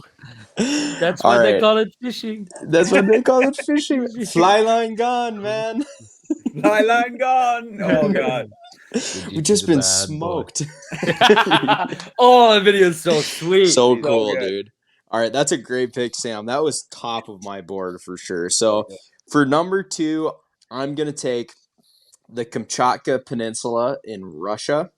Oh. So this is a piece of Russia that sticks out into the Pacific. It sets up very similar to Alaska. They have all 5 salmon runs. Most importantly, they have smoking trout there. And 2, they have giant steelhead. There's another really good video on Yeti video on Kamchatka about the steelhead project that they've been doing. Basically, they're not allowed to really fish there unless because the steelhead are protected in Russia, but they have this research project that goes on. So there's a couple camps there that bring clients in and they fish for these steelhead. They're huge, giant, and take, fin samplings, all that stuff, record. But I'll do Kamchatka Peninsula, and if I have to pick a fish, I'll pick steelhead if I have to just pick one. Is that what we're doing? We're just going to pick one? You can pick more than one. You can just say for trout if it's a trout thing. If it's like a multi-species thing, that's legit. It's basically like what Alaska, I think, well, and a lot of Alaska is untouched, but the fishing that was there before the war was so good. And there was a number of camps there that were ran by Americans, but they bring you in on these old Soviet helicopters, right? So they're able to. It's incredible. Bring you to anything that has a helicopter involved is sick. Yes, so they're able to bring you to these places that they never see humans. There's nobody that lives out there because people in Russia do not recreationally fish, at least for trout. They don't care about it. So the fishing is just unmatched. Yeah, it's just like messed up how good it is. How do I spell this, Bill? So that's Kamchatka Peninsula. And then you could just put trout/salmon. The salmon fishing is phenomenal as well. But that's one place that definitely bucket list for me. I don't know how long it will be till I could ever go there. I was in talks with a guy, this was a couple of years ago, that American dude who had an operation over there, one of 3, trying to go guide for him. And then the war obviously happened. So that's off the board. But yeah, Kamchatka Peninsula, Russia, that'd be my number 1 pick. All right. I think that's a good one. I'm curious how this one is going to go because I think everyone's going to take salt stuff immediately. I'm just going to go with one that I've always been dreaming of. I think Sam almost went on this trip, but I want to go to the Amazon for peacock bass. For sure, because dude. I think all it'd be those epic. trips that those guys do look insane. All top water, just and just the location is sick. Yeah, that would be incredible. like all those videos, I know so many guys have done them now. I know Scott Martin did one. Like all of them, it's like all top water, and they're just insane. So Yeah, that and they get for me, big, dude. yeah, and they're huge. The remoteness, all that, like, yeah, for me that it just seems incredible. So that would be number one, I think, for me. Well, number one pick. I think I have another one that's number one, but I don't think people are going to take it. So Okay. That's a great pick. The Amazon. Pink, what do you got for? So Pink, you're going 4 and 5. Yeah, so I'm leading off with I mean, the one that's just on the top of my mind all the time, Tropic Star Lodge in Panama. Oh, Peñas Bay, and it is like the premier. I mean, it's like it's literally it's in the jungle. It's like the only thing there on the coast. It's like premier pelagic fishing, super close to shore. I mean, they catch giant yellowfins, marlin. It's like you're shot at probably the biggest mahi in the ocean is out of Panama. They have tons of billfish, but the one thing that really makes me want to go there is catching a Cubera snapper on a fucking popper. It's a badass, dude. It's one of the baddest fish in the ocean, and they catch them there on top waters. And it's like, I've like, you know, you go out on the rabbit hole on these like dream trips, and there's some guys that have gone there and documented it super, super well. And it just looks like one of the most badass places to go fishing in the world. So yeah, Tropic Star in Panama would be my number dude, one. that's a sick pick. That is a very good pick. I'll maybe have to do a little more research, but I had Panama in general. So yeah. Well, whatever. This one's been well thought out. Okay. Yeah, no, it's very well thought out. And mine was like, I just like to go to Panama. So you got that. You definitely got that. Okay, so now I'm backing it up, right? Yep, you get the wrapper on. Okay, so my number 2 would be going to PEI, so Prince Edward Island for giant tuna. Major. Oh, gosh. Yes. I like go up there and like chase a grander, you know. Major. Oh, and it looks like, you know, one of the like rawest forms of fishing because it's just like super intense hand-to-hand combat with just a big ass fish. Yeah, dude, and it's like, mano y mano. And you're literally going there for one bite. Yeah. Like you do that massive adventure to go there and do it for literally one bite. For sure. Wow. That is, yeah. Prince Edward, that's Eastern Canada, correct? Yeah, it's like pretty far north, but it is way east. Yep. That one is definitely up there. I am trying to make my decision right now. But okay, so I'm next. I'm gonna go with tough decision. I'm gonna go with. So this is fully based off of seeing Gussie going and doing it. Queensland for Barramundi. Yeah, dude, that's a good one. That's a good one. That Barra trip he did with Carl, God, it looked unbelievable. And I like always remember one of his Insta captions was these things would pull a muskie backwards. And I was like, that sounds so fun. Yeah. It's such a badass looking fish too. It's incredible. I think that's a great pick. Wes caught a giant barramundi in Thailand, and it was absolutely incredible. God, that's so cool. All right, sorry, I'm typing mine down, but yeah, that's barramundi. That's huge for me. I mean, obviously, it's somewhat. Carl relates it somewhat to bass fishing, so for me, that's cool there. But they're just so cool. I think it's cool. Fish. Yeah, it's just cool in general. They're a cool fish. Yeah, that's a good pick. Stolski, what do you got? All right, so I'm gonna go with Argentina, but not the trout. Like a lot of people thought I'd pick. I'm gonna go for the king salmon. So I don't know if we may have talked about this on the podcast before, but for those that haven't heard, I'm gonna do a quick little history lesson.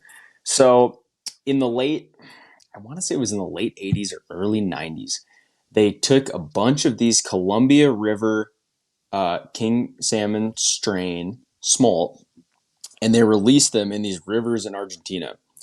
as like an experiment to see if they could, because king salmon are not native to the Atlantic Ocean, they're Pacific Ocean. So they released them there, and the population just took off. And in the era now of most king salmon populations, Alaska included, are on the decline. It's not that good, but these fish down in Argentina have just absolutely taken off. They're spawning naturally. There's no stocking done anymore, and they're huge. So I think, and I saw a picture of one. I think we talked about this early on. That potentially broke the world record. I don't think it actually did because I never saw anything else about it, but these fish are huge, 60, 70, 80, 90-pound kings are coming out of these glacial rivers. It looks like Alaska, the water they're coming out of. But they've just taken off. So that would be, and it's definitely more well-known, I think, now than it was, 10 years ago or whatever. But that's really high on my bucket list to get down there. I remember you talking about that. That one looks sick. Be an incredible trip. I mean, the people that I know that have done it, they talk about like it was what Alaska or the Kenai or whatever it was like, 30 years ago when it was just awesome and there's big fish everywhere. So that'd be mine. So Argentina, king salmon. There you go. All right, Sobi, you get to go 2-3 back to back. So you get back to back picks now. Okay. And then you don't get a pick till the end.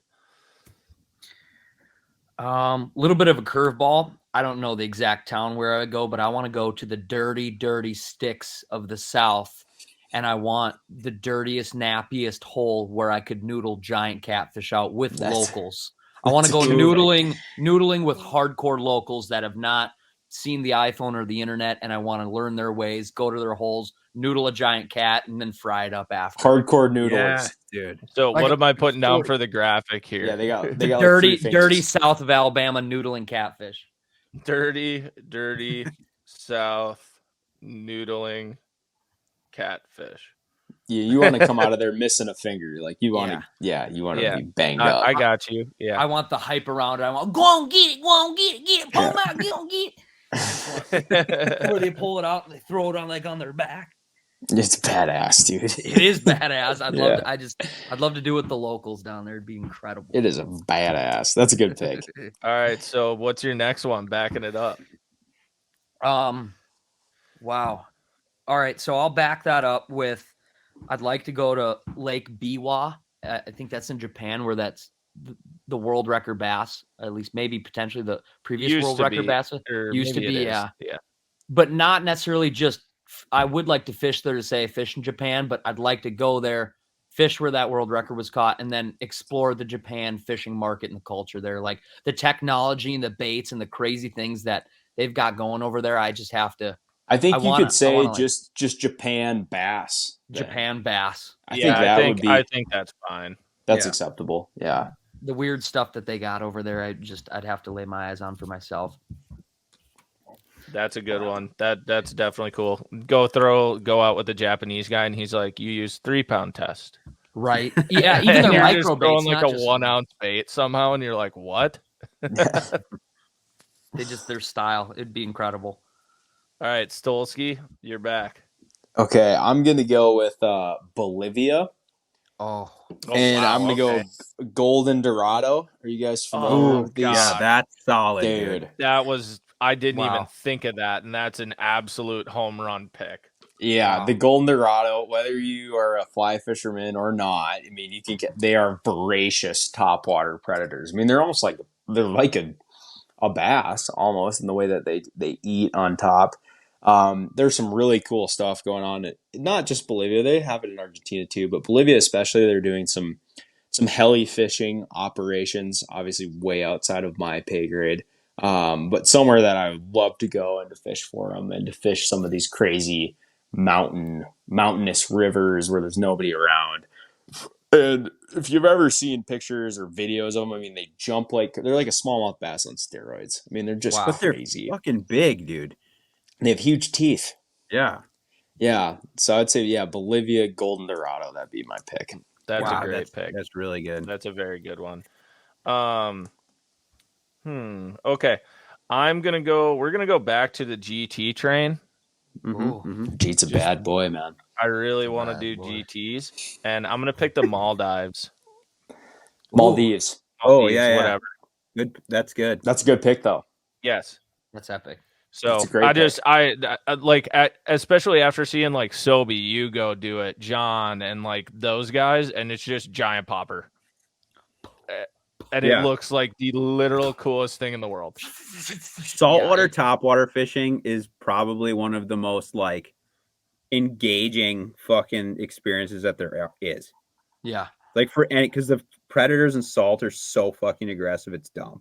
They're so fast. They just are so fast. It's incredible. Yeah. Good pick, dude. That's good. That's a good pick. That's a great pick. Pink. All right. So this is my last pick, right? No, you got 2 back to back. Right. This is but this is your last round. So I'm gonna go. So this is another like fairly specific one. So I want to do a overnight trip where like you stay on the boat, the Alabama oil rig yellowfin tuna bite. Yes, dude, that's huge. That's a great pick. So I mean, it's like it looks just so insane, and like I've done one like overnight offshore trip before in my life that was not for yellowfin, but it was like a tuna thing. But like this would be insane because this is like the pinnacle of like North American like tuna like harvest mission. It's the best. It's the best there is. Yeah, you couldn't beat it. You couldn't write it up any better. Yeah. Wow. So that's my 3 pick. Alabama oil rig tuna. Okay. So then. So your last pick. Your last pick. God, I still have so many good ones. Don't worry, we have honorable mentions. I know. They don't count, but. I'm gonna kill myself for this one. So this one is the only one I have that's not a salt one, and I gotta pick it. Do it, yeah. Diversity. So Columbia River white sturgeon. Oh yeah, dude, that's a good one, man. Wow, that's not the pick. Fraser. I would do the Fraser. You think that's a better pick? They're bigger in the Fraser, yeah. You can change Fraser, it. Pacific Northwest white sturgeon. Just call it white sturgeon. Yeah. I think that's perfect. Yeah. I had that on my list too. Is white sturgeon. Badass fish, and they jump. How cool is that? They look so cool. I just love to have my hands on one, dude. Just like a straight dinosaur. Get tight, yeah. That's a good pick. So we're doing PNW white sturgeon. Yeah, that's what I got. Wow. That's a good pick, Pink. Oh, do I go salt again or freshwater? It can be local too. Don't feel like it has to be a crazy destination. I know. But all these salt picks are getting me frothing right now, dude. It's just Pink. It's just like he said, like I don't get to experience that. So like there's a couple that I'm like I really want to experience. Well, that's what you should pick. Yeah. So this is what I'm gonna go with. A little bit different, I think, but I'm gonna do Venice, Louisiana redfish. Yeah, dude, that's a good pick, Adam. Baby, and an affordable trip. Honestly, like some of these are pretty crazy. Have you done that one, Sobi? I fished with Scott like before they shot the Scott Martin challenge, and dude, same kind of like horseshoe up my ass deal. Peric was down there and they got these like popper floats and they're catching some decent ones. And we like shot the deal and they're like, oh, we got a couple hours to burn. And I like pitch out the back. And it was like my first fish, dude. I caught like a freaking trophy bull redfish. one that they were pissed about. Like the guides were pissed about. I didn't even know what I caught at the time. It was like that kid that catches the 50-inch muskie off the dock. You're like, oh, this is like, cool. You don't even understand. Do you have like pictures from that? Yeah. It was like a 42-incher, wasn't it? Dude, it was giant. Because I will say, dude, like big bull reds like these like mega overslot reds are like they make some of the rawest fishing photos. Yeah. Just like their build and like the contrast. And and how big their scales are. Yeah. Oh, dude, they're just gorgeous fish. As far as reds too, Will, I feel like you'd love this. I went with Wes Davis, that shooter. You met Wes. Wes a hammer, yeah. Dude, I went with him like in his flood tide areas of Florida when he throws his flies out there and you can just see him waking in the and so they cool, pull him like out of this swamp and it was so sweet, dude. It was so much respect for it. It was so sweet. I think that kind of fishing is so cool. Sight fishing saltwater is like it's almost like you're hunting because you're fishing a specific fish. It's so similar to like bow hunting where you have to make the shot. It has to be right where it needs to be. I think it relates a lot to hunting, which I think is so cool. And it's just so visual too, you know, like you can see when you mess up. You can see if you blow the shot, like Yeah. it's like dude, you fuck that up, you know. Like there's very little room for error. It's like like hunting, I guess. And like Venice is like the place. Yeah. Yes. For Yeah. the big dogs. And actually like semi-affordable too for like the average Joe. You know, like it's not crazy expensive, which is cool. That's one I really want to do. I think and speaking to like what I like to do, I think it's right up the alley where I'll be like, this is awesome. You'd love Stolski, it. what do we got to bring it home? So my final pick, I'm gonna go with Mongolia. And I'm gonna do Taman. Have you guys seen? Oh yes, I should have had that. Have you guys seen the Taman, the river wolf? They're so mean, so badass. The world's biggest salmonoid. They're huge. I don't even know how to explain them. They look like the cross between a trout and a muskie. That's the best way to describe them. Yeah. Voracious eaters. They take a swung fly really well. They'll eat on top. They eat birds, ducks, all kinds of things. But I think the cool part about that Mongolia trip is sort of kind of what we talked about is like being immersed in sort of that sort of culture too. I think would be very cool. And where you're fishing is like, it's pretty remote, at least from my understanding. So like, you're going to be kind of in it no matter what, no matter how the fishing is. But yeah, there's a lot of cool trips they do over there, drift boat stuff, jet boat stuff, all kinds of stuff. But yeah, Mongolia, Taman, I think that would be, definitely very, very high. How do I spell that, Bill? Taimen. Got it. You're in. But yeah, Mongolia. Stolski has by far the most diverse countries. For sure. Oh, yeah. We kind of expected this.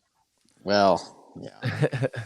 Sobi, it's a fantastic list. I'm not saying it's not. I just knew you'd come in prepared. And like he brought in. Well, I wasn't super prepared. You guys had to give me 5 minutes to. But still, just that quickly, you figured it out. I was like, my God. Okay, Sobi, what are you bringing it home with? So this is the final pick. Honorable mentions. This is the final pick, and it's not something super crazy, but it's more relatable, and I just want to do it. Almost like want to do it again. It's back on my bucket list. I went to Lake Wabagoon for muskies with Ryan, and I want to do it again. It kind of has a soft spot in my heart because it's like shallow, dirty, greasy muskies. A lot of them eat a big chatterbait, a big bucktail. They eat on top, and I feel like Ryan had been there. He had experiences. It was my first time there, and I feel like we just scratched the surface of the potential that's out there, and it's so doable. It's just right across the border. It's a destination bucket list trip I want to do again. That's so achievable and doable. I have to add it on my list. And we left a lot on the table on our trip, dude. We did. Like we hit it at a bad, like it was just, we hit it just wrong for like the weather and everything. And it's just like, we still caught fish and it was an awesome time. Yeah. And it was so epic still. Like we just camped at this cool little campsite. Ryan put a freaking mule deer shoulder in the crock pot and we grinded our ass off all day and it sucked. We got blown in off freaking weather, shacked up on this island for a little bit, went back. This crock pot that had just been sizzling mule deer shoulder all day. We just indulged in as we laid in the bed and went, dude, muskie fishing sucks. And I'm like not a muskie guy. So it's like when we don't catch one all day, I'm kind of like, I was kind of expecting that. But the potential is there. It's an untouched muskie fishery. That's where is that? I'm not familiar. So it's literally the next major body of water east of Eagle Lake. Okay. Which is like a huge destination, muskie destination. Sure. So we're talking Canada. Yes, it's in Ontario, Sunset Country. Yeah, gotcha. But it's not far into Ontario. Like you can literally be like in International Falls and drive like an hour. Because from my house it was like 7 hours. Dang, dude, we kind of lacked on the Canadian picks. Well, we can get into that, I guess. Sam, that still is one of the scariest boat rides I've ever had. Was when we tried to go to that wedding and then we came back. Yeah, that was intense. That trip was incredible. Yeah. All right. My God. So I'm going to read through everyone's picks quick. Yeah. Once again, we'll have a graphic up. You can vote about who's the winner. And yeah, we still need to figure out a prize. We always say that. We're working we on have, it. well, we will say we're just going to establish this now. Hahner's not here, but the loser of fantasy fishing, different topic, is Wild Bill. They have to run a 5K on Thanksgiving Day. So the turkey trot, for those that are familiar, I hope that your family doesn't make you do it, but there's some that do.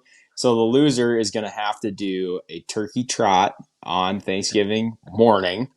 And verified they have to be hungover. They have to be hungover. So we're gonna verify via Snapchat the night before that they're drinking heavily. We'll make sure it's on the Insta story and everything. And Hahner's definitely losing right now. So there's a lot of season left, though, boys. There's a lot of season left, but we have made our decision. That's what it is. You have to run a turkey trot. But anyways, back to the weigh-in. Yes. So once again, you can vote on this on social media. We got Sobi with the Seychelles for GT. Dirty South noodle and catfish. Oof. Japan bass fishing with Lake Biwa in parentheses. And then I got Lake Wabigoon, Ontario muskies. That's a solid list. It's a good board. And that's, that's a good board. Stolski, Kamchatka Peninsula. Kamchatka. Russia. Sure, that one. Peninsula, Russia for trout salmon. We got Argentina king salmon, Bolivia golden dorado, and Mongolia taimen. That boy. if people that know those good. Places or have seen video or content on those places, that I really like my list, and that list feels really good. Well, that's an expensive swing. You better be saving your pennies. Yeah. Then we got Bart. We got me with the Amazon for peacock bass, Barra in Queensland, Australia, the Maldives for GT, and Venice, Louisiana redfish. Really solid. That's sweet. It's a good board. That's sweet. I really like. I think everyone's going to be competitive in this. That's a hype. That's like a hype list right there, dude. For sure. I would do all of those tomorrow. That's basically top water. Yeah, awesome. Bart's like, I'm buying 100 poppers. That's literally what that trip is. I'm buying top water and 80-pound braid done. Go. You're there. Yeah. And then we got Pinkalla with Tropic Star Lodge in Panama, Cubera snapper. It's awesome. Correct? Yep. Okay. Yes, that one is sick. Prince Edward Island for tuna. Overnight Alabama oil rig yellowfin tuna.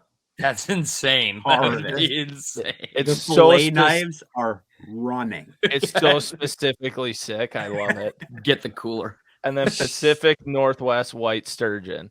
And I love that pick because one of my favorite videos on YouTube was when those guys went out there and did that first trip with those guys. Fraser River, man. It was insane. Yeah, that was so cool. Wes fucking absolutely mutilated that video. It was so good. That was probably the coolest series on YouTube to date up to that point.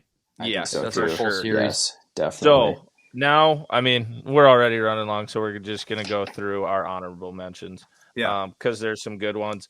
We'll just how about we just alternate through because I got like 5 and we'll just go through. So my first one we were talking about, we missed Canada, and it just didn't feel right to put an ice fishing trip in there. Yeah, good. But I will say I really want to go to Baker's Narrows for lake trout. Oh yeah, that'd be cool.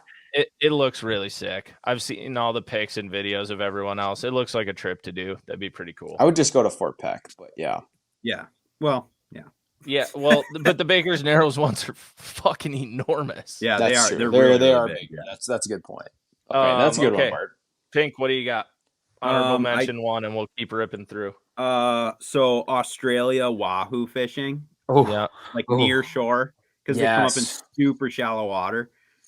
Well, I mean anything Australia, but specifically that. All right, that's a good one. I had Baja Peninsula roosterfish. Oh yeah, that's from the beach or from like a boat.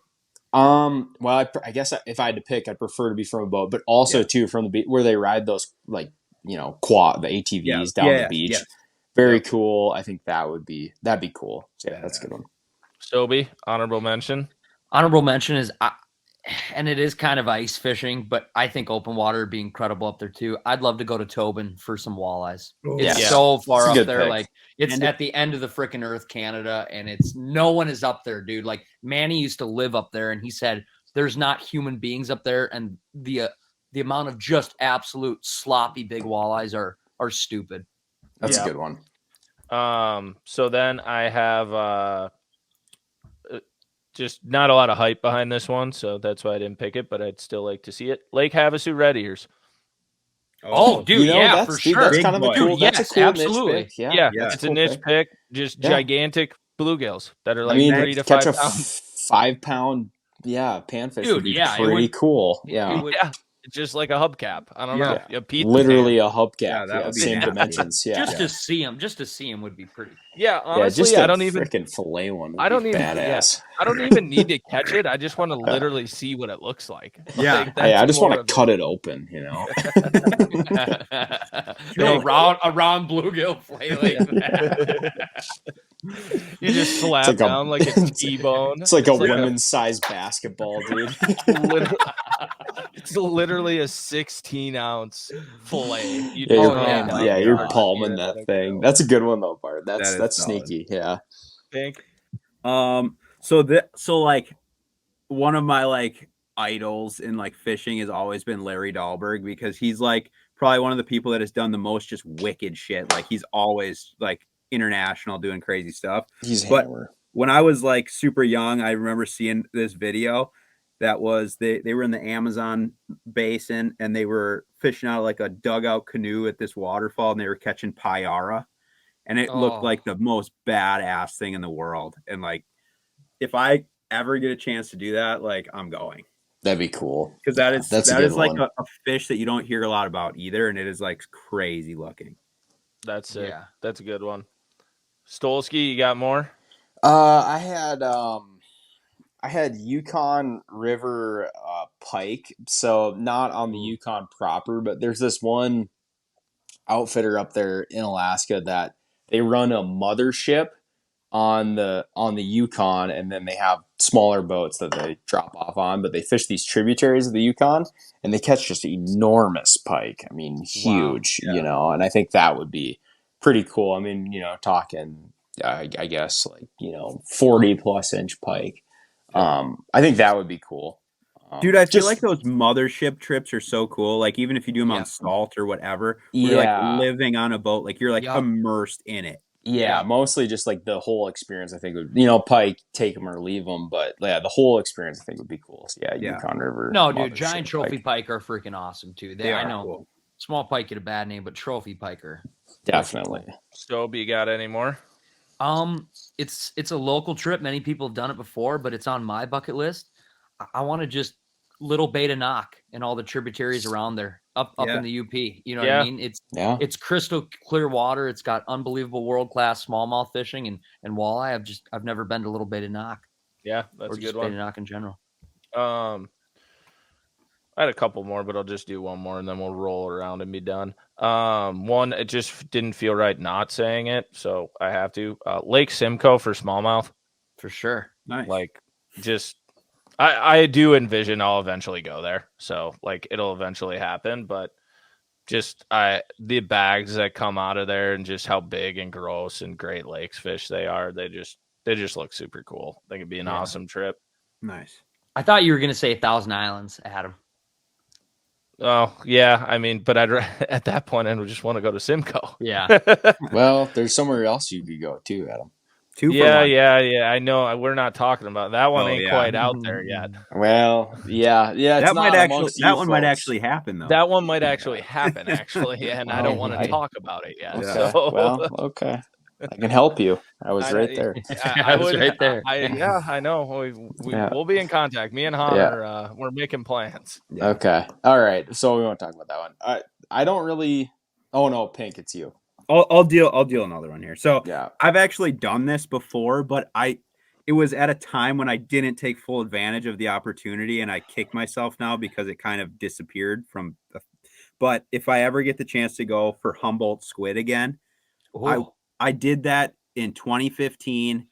with my dad, and it was like the sickest thing, and we didn't really know how like unique of an opportunity it was at the time, and I wish I would have taken full advantage of that, but because we did it out of San Diego, but with like the way that the ocean currents are now, it's like doesn't even exist there anymore, and you have to go to like Peru and like Chile to like do it. So Wow. if I ever get that opportunity again to catch these giant, I mean, they were like 5-foot squid. That'd be You're cool. catching on rod and reel pretty much at will. Good And- eating too. Oh my God. Like I said, we didn't Calamari. know what we were getting ourselves into. But that was an epic trip. And if I ever have the chance to do it again, I definitely want to. Bill, you got to have one more. I had one more. I just had South America trout, which is kind of a broad pick, but Chile, Argentina, that trout fishing down there is probably, I guess, probably the best in the world as far as size and numbers go.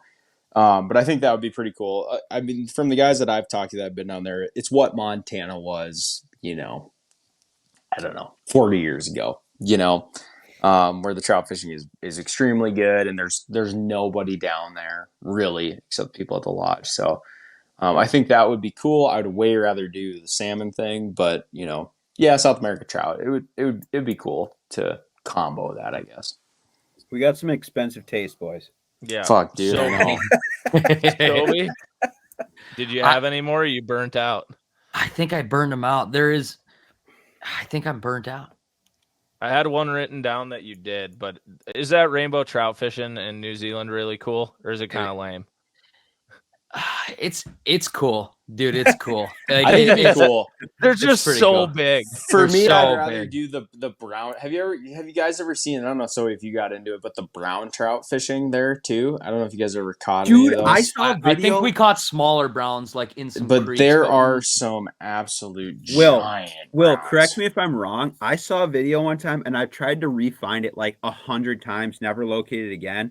It was a New Zealand thing where they were catching these like triploid brown trout on mouse flies.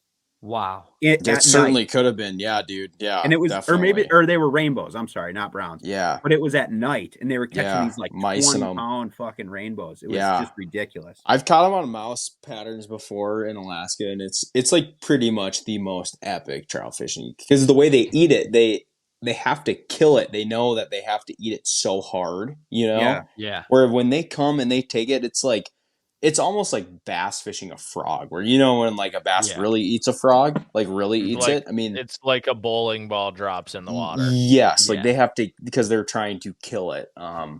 Dude, very very similar to that. But yeah, New Zealand brown trout, like they're crazy That'd be technical little small streams where these fish are like 35 inches long and they're just huge, but be freaking badass, dude. Yeah. Damn, not enough time, Not enough time. Yeah. Well, it sounds like to me Or we money. need to find some Past The Barb sponsors so that if anyone's we'll- still listening, We'll We start also- knocking these off the list, eh? yeah, we we're could. talking about what's next, and it's like, okay, so I'll make a 6 series, Bill outfit it, and Pink will cook there. I'll And host there the we trip. go. So hosted we'll live travel, stream it. yeah, dude. Yeah. Hosted travel Yeah. is big in fly fishing. I'll Dude, host this it. could be big. Yeah, we could do some hosted travel, and then we'll have Sobi there just to have a good guy around. It'll be like our camp host. Yeah. Well, we need one guy who has the horseshoe up his ass. So I know. Exactly. I love that. Yeah. Get little guest host, special guest host for these Yeah, remote. Here trips. comes Sobi. Whoa, what is that off in the distance? Yeah, yeah. We'll send Hahner into the town to make nice with the locals. That's Exactly, literally what yeah. he needs. Like Connor's the bartender local guy. He's the guy Everybody's that gotta keeps us roll. from getting Yeah. killed. He's lucky. I'll say this. He's lucky he wasn't on here tonight because I did have some stories queued up that were just directly right at him, whether it be back in the college fishing days or whatever. He has lived a wild life past the barb. Yeah. We will have to have you back on eventually, Sobi, with Honor, so you guys can dive into those stories. But as most people know by this point, we ran literally an hour long, so we said we're not going to try to get carried away, and we did. So whatever, you get an extra long episode. It was fun. But yeah, thank you everybody so much for listening. Thank you, Sobi, for making the time to come on. We appreciate it. Thank you guys. Seriously, thank you guys. Your guys' podcast is amazing. I love how you keep it loose. it's a little explicit, and you tell the real and raw stories about what happens on fishing trips, because those are the best ones. And I can't even begin on the tangents I could go off of from the stories from Adam, Ryan, Stolski, and Hahner alone. I've been on trips and done things with them that I'll never, ever, ever forget. And they're each individually so freaking awesome in so many different ways. So please, if you're not subscribed to anything they do, anything Past the Barb, download it all. And there's so many more stories to come, because I can think of 50 off the top of my head from each one of these guys in the corner. So please continue to listen to Past the Barb. They've got nothing but happy days stories, BS, and a lot of badass angling coming down the pipe. So thank you, boys. Yeah, thank you, Sobi. So Thanks, bud. without further ado, thank you everybody for listening, and we will see you on the next one.